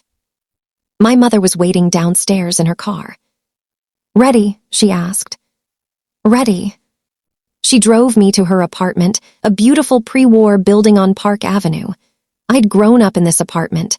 Coming back felt like traveling through time, back to before Marcus, before the lies. Your room is ready, my mother said. Stay as long as you need, forever if you want. Thanks, Mom. At 9 a.m., I met Laura at her office. She had a conference room set up like a war room, documents everywhere, timelines on whiteboards, photos of Marcus and Vanessa, bank statements, everything. Here's what's happening, Laura said. At 10, Marcus gets served with divorce papers at his office. Maximum embarrassment in front of colleagues. The papers outline everything, the affair, the hidden accounts, the secret child support. We're requesting 50% of all marital assets, spousal support, and attorney fees. What about the prenup? The prenup is void due to the infidelity clause. We have overwhelming evidence of his affair with Vanessa. The prenup is done. How will he react? Badly. He'll call you first. Don't answer. Let him panic. Then he'll call his attorney. They'll try to negotiate. We refuse all negotiation until we get full discovery on all his assets, including the offshore accounts. What offshore accounts? Laura smiled. The ones my forensic accountant found buried in the financial records. About $15 million in the Cayman Islands. He's been hiding money for years. My mouth fell open. 15 million. At least, could be more. We're still digging. Laura pulled out another document. We're also filing a motion to depose the mother of his living child. We found her. Her name is Rebecca Alston. She lives in Connecticut with their son, Marcus Jr., age 7. The child support has been going to her through the LLC. He has a son, named after him. Yes, and according to Connecticut court records, he's never visited. Never seen the child in person. Just sends money every month like clockwork. 3 children. 1 dead, 1 abandoned, 1 terminated. Marcus's legacy. There's one more thing, Laura said. The break-in at his office, that was Vanessa. She was trying to get proof of the offshore accounts. She knew they existed because Marcus had mentioned them once. She didn't get in, obviously, but the attempt shows how desperate she was. Is she in trouble for that? We're handling it. She's cooperating with us, so we'll make sure any charges are minimal or dropped. Laura checked her watch. 9:50, 10 minutes. Those 10 minutes felt like hours. I sat in Laura's office, drinking coffee I couldn't taste, waiting for my life to explode. At exactly 10 a.m., Laura's phone rang. She put it on speaker. It's done, a male voice said. Subject was served in his office, multiple witnesses. He's reading the documents now. Thank you, James. She hung up. We waited. 3 minutes later, my phone started ringing. Marcus. I didn't answer. It rang again. Again. 6 calls in a row. Then the text started. Claire, what the hell is this? Call me immediately. This is insane. We need to talk. Where are you? I'm coming home. Claire, please. Whatever you think happened, you're wrong. Answer your goddamn phone. I watched the messages appear, feeling nothing. No sadness, no regret, just cold satisfaction. He's panicking, Laura said. Good. My phone rang again. My mother this time. I answered. Darling, Marcus is here. At my building. The doorman won't let him up, but he's causing a scene. Don't let him in, Mom. Call the police if he won't leave. Already done. They're on their way. I hung up, looked at Laura. He went to my mother's. Predictable, he'll try everything. Anger, pleading, bargaining, stand firm, don't engage. By noon, Marcus's attorney had called Laura. Nathan Becker, one of the best divorce lawyers in New York. Expensive, ruthless, exactly who I'd expected Marcus to hire. Laura took the call in front of me, on speaker. Ms. Chen, I represent Marcus Whitmore. These allegations are absurd and defamatory. My client denies any affair and will fight these false claims vigorously. Mr. Becker, we have emails between your client and Vanessa Rhodes detailing their affair. We have credit card statements showing hotel rooms and gifts. We have photos of them together. We have testimony from Ms. Rhodes herself, who is willing to testify under oath. Your client can deny all he wants, but the evidence is overwhelming. All circumstantial, easily explained. Then explain the offshore accounts. Explain the hidden child support payments. Explain the lease he maintained for his assistant's apartment. Laura's voice was steel. Your client has been lying to his wife for their entire marriage. The infidelity clause in the prenup is triggered. This is going to be ugly, Nathan. Tell your client to settle. We'll be filing our own motions. This isn't over. No, it's not. Discovery is going to be fascinating. See you in court. She hung up and smiled at me. He's scared. Becker wouldn't have called this fast if Marcus wasn't panicking. My phone rang again. A number I didn't recognize. I answered cautiously. Mrs. Whitmore, a woman's voice, unfamiliar. Yes. This is Rebecca Alston. I think we need to talk. The mother of Marcus's son. I looked at Laura. She nodded.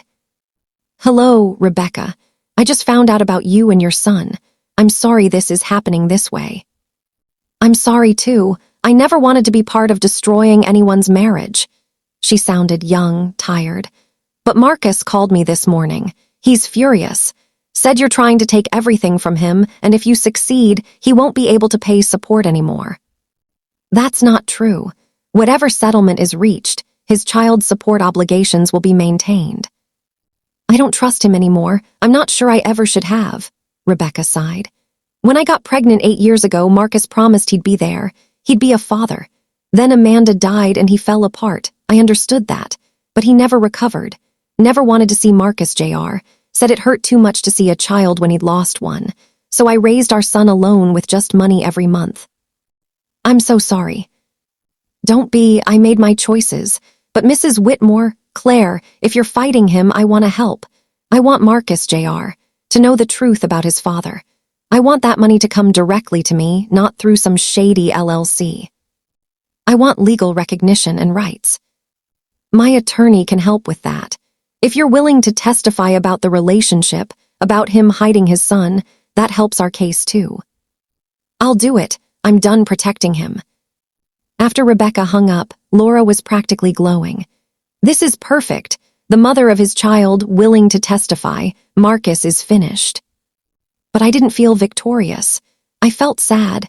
Sad for Amanda, who died so young. Sad for Marcus, Jr., who'd never met his father. Sad for Rebecca, raising a child alone. Sad for Vanessa, manipulated and used. Even sad for Marcus, who'd let grief and fear turn him into a monster. Mostly, I felt sad for myself. For the 8 years I'd wasted loving a lie. That afternoon, the story broke. Someone at Marcus's office had leaked the divorce filing to the press. Maybe someone who'd witnessed the service. Maybe someone who'd never liked him. My phone started exploding with calls from friends, acquaintances, people I hadn't talked to in years. Everyone wanted the gossip. Everyone wanted details. I turned off my phone. Laura's phone was ringing too. "Media requests," she said. "Do you want to make a statement?" "Not yet. Let them speculate." By evening, it was everywhere. CEO Marcus Whitmore served with divorce papers amid affair allegations. Whitmore Financial under scrutiny as personal scandal breaks. Secret child, hidden accounts surface in high-profile divorce. My mother brought me dinner and wine. We sat in the living room of my childhood apartment, watching my marriage become public entertainment. "How do you feel?" she asked. "Numb, relieved, angry, sad, everything at once." "That's normal." She squeezed my hand. "You're doing the right thing. This man lied to you for years. You deserve better." "Did you ever suspect? About the affairs, the secrets?" "I suspected he wasn't who he pretended to be, but I didn't know specifics." She paused. "I knew about Amanda, though." I stared at her. "What, how?" "I did research before you married him. Background check, financial investigation, the works. I wanted to make sure you were safe. I found the death certificate, the grave. I asked Marcus about it once, early in your engagement." "What did he say?" "He said it was the most painful thing he'd ever experienced, that he couldn't talk about it, that he needed to move forward, not look back. He asked me not to tell you because he didn't want to start your marriage under a shadow of grief." My mother looked at me sadly. "I respected that. Maybe I shouldn't have." "And the son, Marcus Jr." "I didn't know about him. If I had, I would have told you. A living child is different than a dead one. That's not grief. That's active deception." We sat in silence for a while. "What happens next?" my mother asked. "War," I said. "Marcus won't go down without a fight. This is going to get worse before it gets better." I was right. The weekend after the filing was chaos. Marcus tried everything. He showed up at my mother's building repeatedly until building security threatened to get a restraining order. He sent flowers, letters, emails. He had friends call me, mutual acquaintances, even my old college roommate who I hadn't spoken to in years, all with the same message. "Talk to him. Hear his side. This is all a misunderstanding." I didn't respond to any of it. Sunday night, he tried a different tactic. He posted on social media for the first time in months. A photo of us from our wedding day, young and happy, with a caption. "Marriage is sacred. It requires patience, understanding, and forgiveness. Everyone makes mistakes, but love means working through them together. I'm fighting for my marriage because some things are worth fighting for. Claire, I love you. Please come home." The post went viral. Thousands of shares, comments, opinions from strangers. Half the people thought it was romantic, a man fighting for his wife. The other half saw through it, called it manipulation. Laura called me immediately.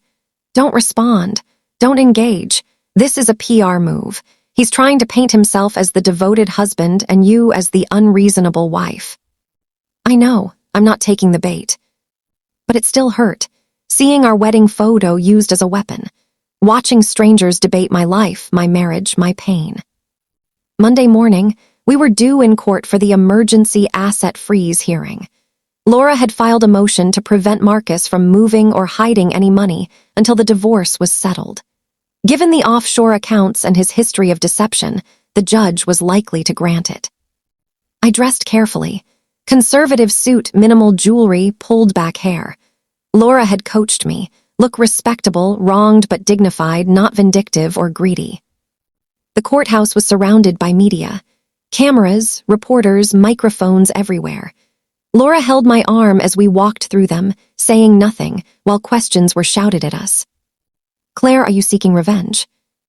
Did you know about the affair? Is it true he has a secret child? Claire, do you still love your husband?" I kept my eyes forward and my mouth shut. Inside the courtroom, I saw Marcus for the first time since the filing. He was sitting with Nathan Becker and 2 other attorneys. He looked terrible, exhausted, red-eyed, suit rumpled. When he saw me, his face crumpled. He started to stand. "Don't," Laura whispered to me. "Don't look at him, don't react." I sat down at our table and stared straight ahead. The judge entered.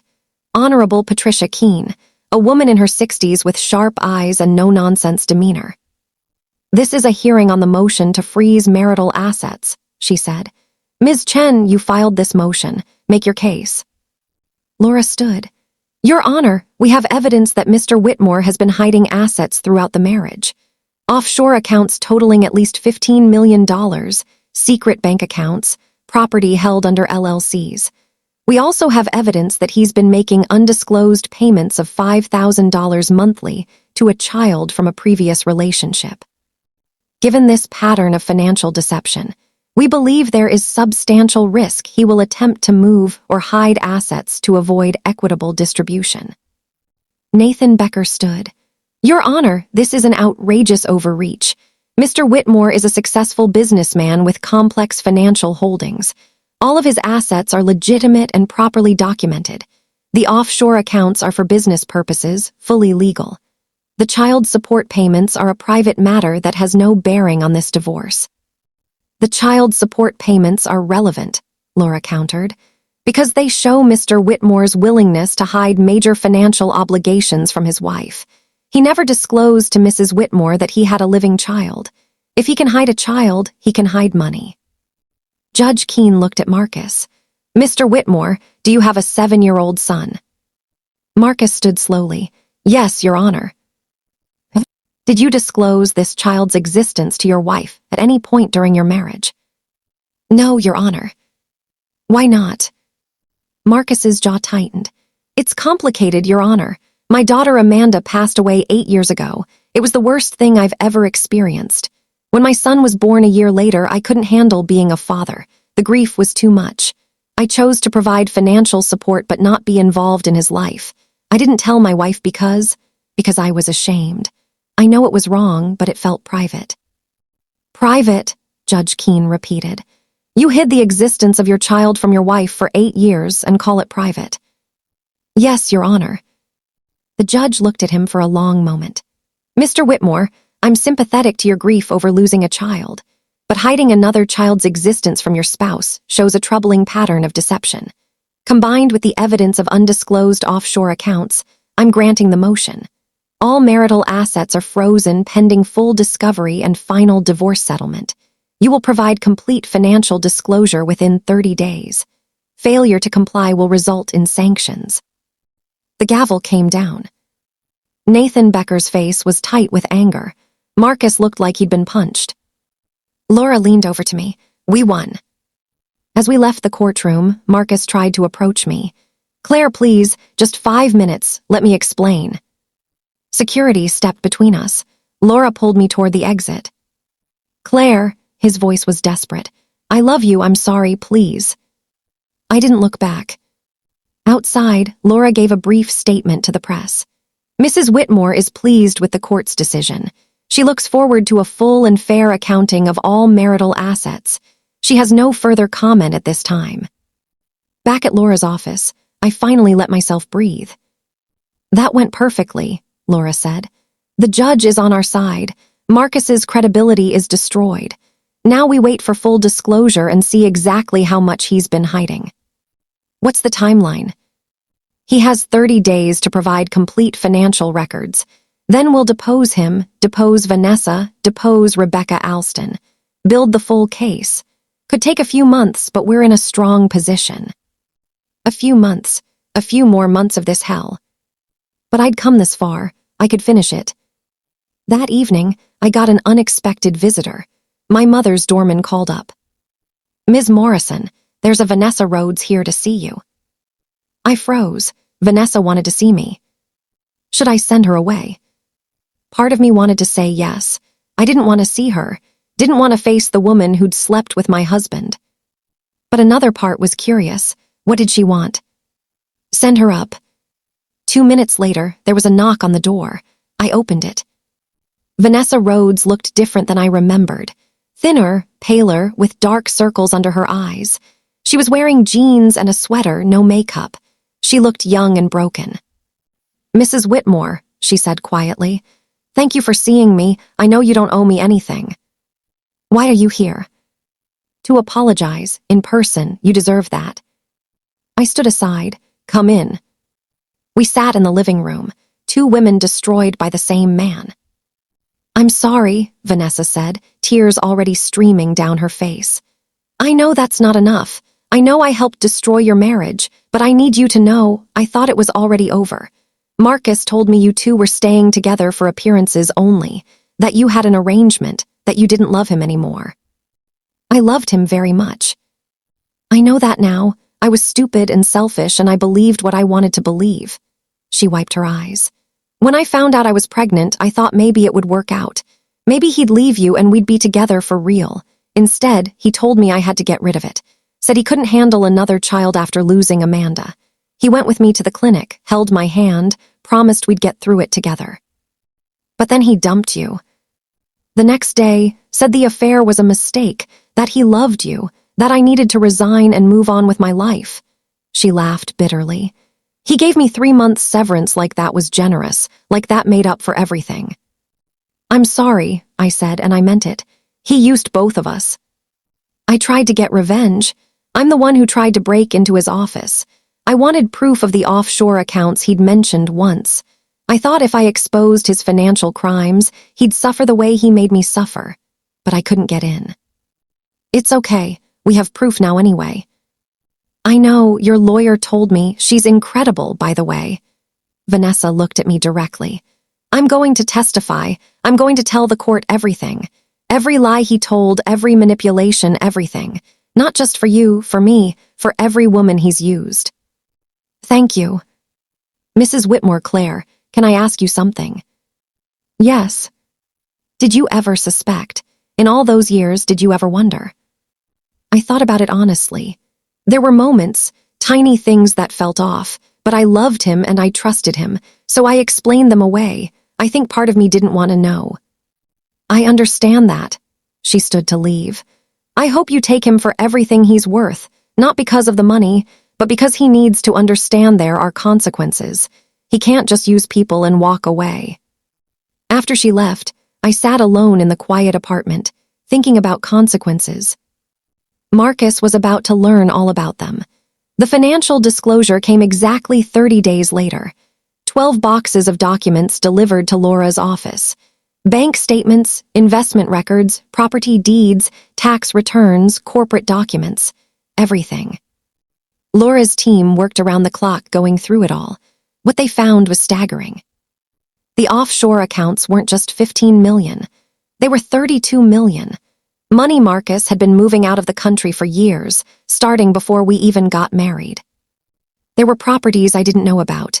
A condo in Miami, an apartment in London, a cabin in Colorado, all purchased through LLCs, all hidden from me. There were investments in cryptocurrency, art, collectibles, all undisclosed. In total, the marital assets weren't the 80 to 90 million I'd estimated. They were closer to 140 million. Marcus Whitmore was far richer than even I had known, and he'd hidden almost half his wealth from me. This is fraud, Laura said, spreading documents across her conference table. Financial fraud. He deliberately concealed assets. The judge is going to eviscerate him. The depositions started in early November. First was Marcus. I wasn't allowed to be in the room, but Laura recorded it and played parts for me afterward. Watching Marcus squirm under questioning was satisfying in a dark way. Nathan Becker tried to protect him, but Laura was relentless. Mr. Whitmore, when did you open the account in the Cayman Islands? I don't recall exactly. According to these documents, it was May 2014, 1 month before you proposed to Claire Morrison. Does that refresh your memory? I suppose so. Why didn't you disclose this account to your wife during your marriage? It was for business purposes. It wasn't relevant to our personal finances. $32 million wasn't relevant. It's complicated. Let's uncomplicate it. You hid this money so that in the event of divorce, you wouldn't have to share it. Isn't that true? No. Then why hide it? I didn't hide it. I just didn't discuss it. Did you discuss it with Vanessa Rhodes? Silence. Mr. Whitmore, answer the question. I may have mentioned it once. You trusted your mistress with this information, but not your wife. More silence. Laura played another section for me. Mr. Whitmore, let's talk about your son, Marcus Jr. When did you last see him? I've never seen him in person. Never. He's 7 years old and you've never met him. That's correct. Why not? I already explained this. After losing Amanda, I couldn't handle being a father. But you can handle sending $5,000 a month. Financial support is different than emotional involvement. Is it? Or is it just easier? Write a check, avoid the messy human connection. You're oversimplifying. Am I? Let's talk about Amanda, your daughter who passed away. You never told Claire about her, did you? No. Why not? It was too painful. Too painful to tell your wife about the most significant event of your life. Too painful to let her know you'd been a father, lost a child, experienced that grief. Yes. But not too painful to tell Vanessa Rhodes. His face flushed with anger. Vanessa knew because you were having an affair with her and needed her sympathy, needed to manipulate her emotions. That's not fair. What's not fair, Mr. Whitmore, is lying to your wife for 8 years. What's not fair is hiding children, hiding money, hiding entire parts of your life. What's not fair is getting another woman pregnant and convincing her to terminate that pregnancy to protect your comfortable life. I didn't force her to do anything. Didn't you? Let's read from the email you sent her. This can't continue. I need time to figure things out. The clinic is the best option for both of us. That sounds like pressure to me. I was trying to help her see the logical choice. The logical choice, is that what you call it? The deposition went on for 8 hours. By the end, Marcus was exhausted and defeated. So was Nathan Becker. Next was Vanessa's deposition. She was calm, clear, devastating. She provided exact dates, locations, details of the affair. She had saved every gift Marcus had given her, jewelry, designer bags, expensive wine. She'd kept hotel receipts. She had screenshots of deleted text messages. She testified about the pregnancy, the clinic visit, Marcus's promises and subsequent abandonment. She cried on the record, and it was genuine pain. Nathan Becker tried to discredit her. Ms. Rhodes, isn't it true you're cooperating with Mrs. Whitmore's attorney in exchange for financial compensation? I'm cooperating because it's the right thing to do. Mrs. Whitmore's attorney has offered to help with my therapy costs, but I'm not receiving payment for testimony. You were having an affair with a married man. Doesn't that make you biased? I was lied to by a man I trusted. That makes me honest about who he really is. Rebecca Alston's deposition was quieter but equally damaging.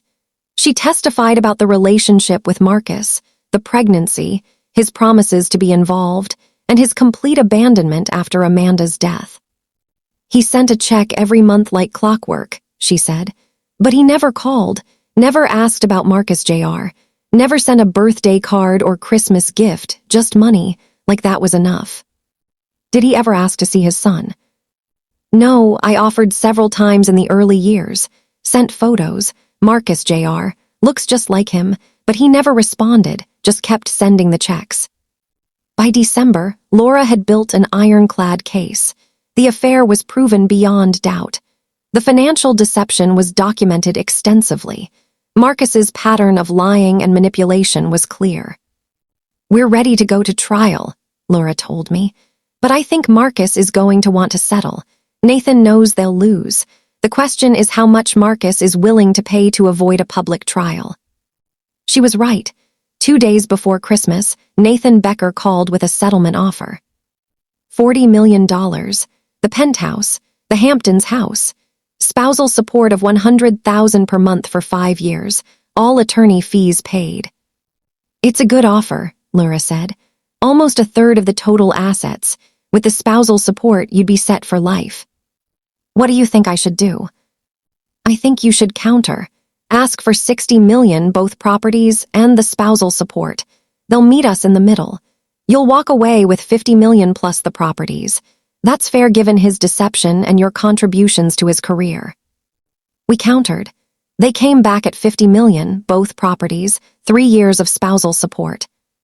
Take it, Laura advised. $50 million, two properties worth $16 million combined, that's $66 million in assets plus the spousal support. You'll be worth more than $70 million when this is done. That's a win. I thought about it. $70 million, more money than I'd ever dreamed of. Financial security for the rest of my life. But it wasn't about the money. It had never been about the money. What happens to his obligations to Marcus Jr. and Rebecca? Those continue regardless. He's legally obligated to pay child support until the child is 18. And Vanessa? She's filing a separate civil suit against him for emotional distress and medical costs related to the terminated pregnancy. She'll probably get a settlement there, too. Justice, not perfect, but something. Okay, I said. I'll take the settlement, but I want one more thing. What? I want him to admit it, in writing. Admit to the affair, the lies, the hidden assets, all of it. A formal statement that becomes part of the public record. Laura smiled. I'll make it happen. On January 15th, almost 4 months after I found that purse under the bed, I signed the divorce settlement. Marcus signed it too, along with a statement admitting to the affair with Vanessa Rhodes, acknowledging that he had hidden assets from his wife and apologizing for his deception. The statement was released to the media as part of the settlement. Within hours, it was everywhere. Marcus Whitmore's reputation was destroyed. His board of directors forced him to step down as CEO. Several major clients left Whitmore Financial Group. The company's stock dropped 40%. He'd kept his money, most of it, but he'd lost everything else. His position, his reputation, his credibility. And me, he'd lost me. 6 months after the divorce was finalized, I was sitting on the deck of the Hamptons house, watching the sunset over the ocean. The house was mine now. I'd decided to keep it, sell the penthouse. Too many bad memories there. My phone rang. An unknown number. I almost didn't answer, but something made me pick up. Hello? Mrs. Whitmore, Ms. Morrison, a young woman's voice. This is Claire Morrison, yes. Who's calling? My name is Jennifer Chen. I'm a reporter for the New York Times. I'm working on a story about financial abuse in marriages. Hidden assets, deception, that kind of thing. Your case has been cited as a textbook example. I was wondering if you'd be willing to be interviewed. 6 months ago, I would have said no. Would have wanted privacy, wanted to hide. But I wasn't that woman anymore. Yes, I said, I'll do it. The interview ran 2 weeks later. Front page of the Sunday business section. The hidden price of marriage, how one woman uncovered millions in secret assets. I told the whole story, finding the purse, the investigation, the offshore accounts, the secret child, everything. The response was overwhelming. Hundreds of women reached out to me. Women who suspected their husbands were hiding money. Women who'd found evidence of affairs. Women who felt trapped in marriages built on lies. I started responding, giving advice, connecting them with Laura Chen and other attorneys, sharing my story at women's groups and conferences. And then, with my mother's encouragement, I started a foundation. The Claire Morrison Foundation for Financial Transparency in Marriage. We provided free legal consultations for women who suspected financial abuse. We funded investigations. We educated women about their rights and how to protect themselves. The foundation became my purpose, my second act. I also reconnected with Rebecca Alston and Marcus Jr. She'd reached out after the settlement, wanting to thank me. The media attention on Marcus had forced him to finally acknowledge his son publicly. Marcus Jr. now knew who his father was, and while Marcus still wasn't involved in his life, Rebecca said it helped to have the truth out in the open. He asks about his dad sometimes, Rebecca told me over coffee one afternoon. I tell him the truth, that his father isn't a bad man, but he's a broken one who never learned how to deal with his pain, and that it's not Marcus Jr.'s fault. That's a good way to put it. Your foundation helped me too, you know. I hired a lawyer to revise the child support agreement. Marcus is now paying for Marcus Jr.'s education fund directly, plus increased monthly support. Things are better. Vanessa Rhodes settled her lawsuit against Marcus for an undisclosed amount. She moved to California, started therapy, went back to school for her MBA. We didn't stay in close contact, but she sent me a card once. Thank you for understanding I was a victim too. I hope you found peace. I had, surprisingly. Not the peace of a perfect life, but the peace of authentic truth. I knew who I was now. Not Mrs. Marcus Whitmore, perfect corporate wife, but Claire Morrison, survivor, advocate, woman rebuilt from the ashes of betrayal. I dated occasionally, but wasn't in a hurry to remarry. I'd spent 8 years in a marriage built on lies. I was enjoying building a life built on truth. One afternoon, about a year after the divorce, I was at the foundation office when my assistant told me someone was there to see me. No appointment. Who is it? Marcus Whitmore. My heart skipped. I hadn't seen Marcus since the settlement signing. Hadn't spoken to him at all. Should I send him away? I thought about it. Part of me wanted to say yes, wanted to keep him out of my new life. But another part was curious. What could he possibly want? Give me 5 minutes, then send him in. I used those 5 minutes to center myself. Remember who I was now. Remember my strength. Then Marcus walked into my office. He looked different, older, thinner, tired. His suit was still expensive, but he wore it differently. Less confidence, more defeat. Claire, he said, thank you for seeing me. You have 5 minutes. What do you want? To apologize, really apologize. Not the statement my lawyer wrote for the settlement, but actually tell you I'm sorry. He sat down without being invited. I destroyed our marriage. I destroyed your trust. I destroyed everything good we had, and I'm sorry. Okay, is that all? I also wanted to tell you what happened, not as an excuse, but so you understand. He looked at his hands.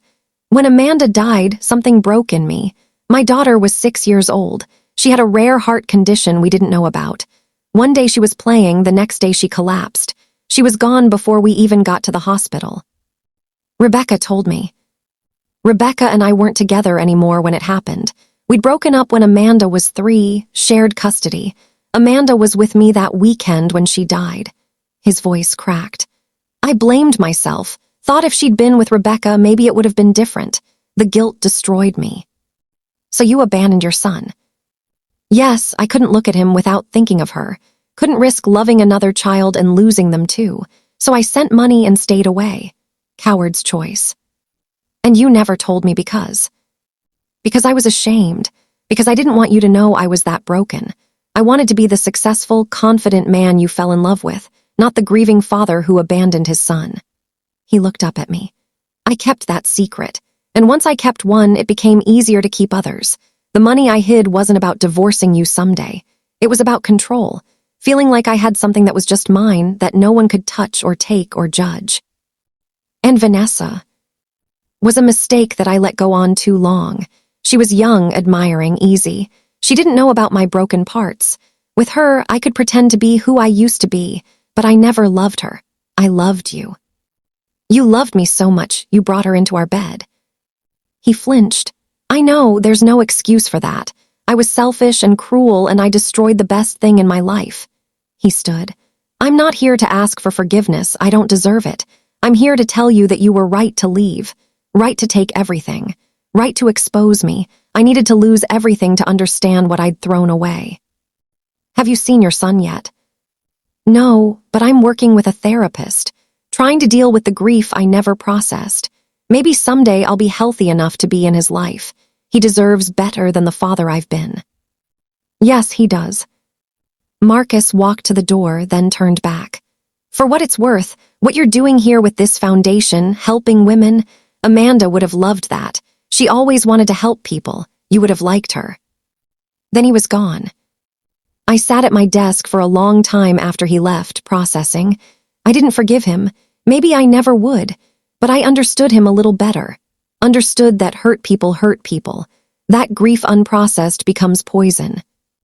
Marcus Whitmore had poisoned himself and everyone around him. But I had survived the poisoning, and I was using that survival to help others.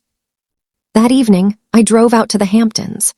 I walked down to the beach with a glass of wine and watched the sunset paint the sky in shades of orange and pink. I thought about the journey from that horrible morning when I found the purse to this moment of peace on the beach. I'd lost a marriage, lost the life I'd built, lost my identity as Marcus Whitmore's wife. But I'd gained myself, my strength, my voice, my purpose. I'd learned that trust, once broken, is almost impossible to rebuild. That secrets in marriage are poison. That money can be hidden, but truth always surfaces. I'd learned that betrayal, while devastating, doesn't have to define you. That revenge isn't about destruction, it's about justice, about making sure actions have consequences. I'd learned that you can build something beautiful from ruins, that endings can be beginnings, that the worst thing that ever happened to you can become the catalyst for the best thing you ever do. Most importantly, I'd learned that I didn't need Marcus Whitmore or any man to complete me. I was complete on my own, whole, strong, free. The foundation was thriving. We'd helped 40 women in the first year. 40 women who'd found the courage to investigate, to question, to demand truth and fairness. One of them sent me a letter that I kept on my desk. You showed me that being a wife doesn't mean being blind, that love shouldn't require you to ignore your instincts, that I deserved better. Thank you for your story. It saved my life. That's what made it all worth it. The pain, the betrayal, the public humiliation, the hard work of rebuilding. Knowing that my story helped others write better endings to their own stories. As the sun dipped below the horizon, I raised my glass to the sky. To endings, I said softly, and to new beginnings, to truth, to justice, to the strength we don't know we have until we need it, and to every woman who's ever found something under the bed and had the courage to look closer. The ocean whispered back, endless and powerful and free. Just like me. Trust is the foundation of any relationship, but blind trust is dangerous. Pay attention to your instincts. Those small moments that feel off are often your subconscious picking up on truths you're not ready to see. Financial transparency in marriage isn't about distrust, it's about partnership. Secrets, whether about money, children, or past relationships, are corrosion that slowly destroys even the strongest bonds. Betrayal is devastating, but it doesn't have to define your future. How you respond to being knocked down matters more than the fact that you were knocked down at all. You can choose to stay down, or you can choose to rise. And when you rise, you can choose to help others rise too. Revenge isn't about destruction. True revenge is living well, building something meaningful from the ruins, and making sure that the person who hurt you faces consequences for their actions. It's about justice, accountability, and refusing to let someone else's betrayal determine your worth. Finally, you are complete on your own. A partner should add to your life, not define it. The moment you lose yourself in someone else's identity, you become vulnerable to losing everything. Keep your own identity, your own strength, your own voice. Because at the end of the day, the only person you can truly rely on is yourself. And sometimes, the woman you become after betrayal is stronger, wiser, and more powerful than the woman you were before. Sometimes, the worst thing that ever happens to you cracks you open to become the best version of yourself. That purse under the bed destroyed a marriage, but it created a survivor, an advocate, and a woman who refused to be defined by someone else's lies. And that's the real victory.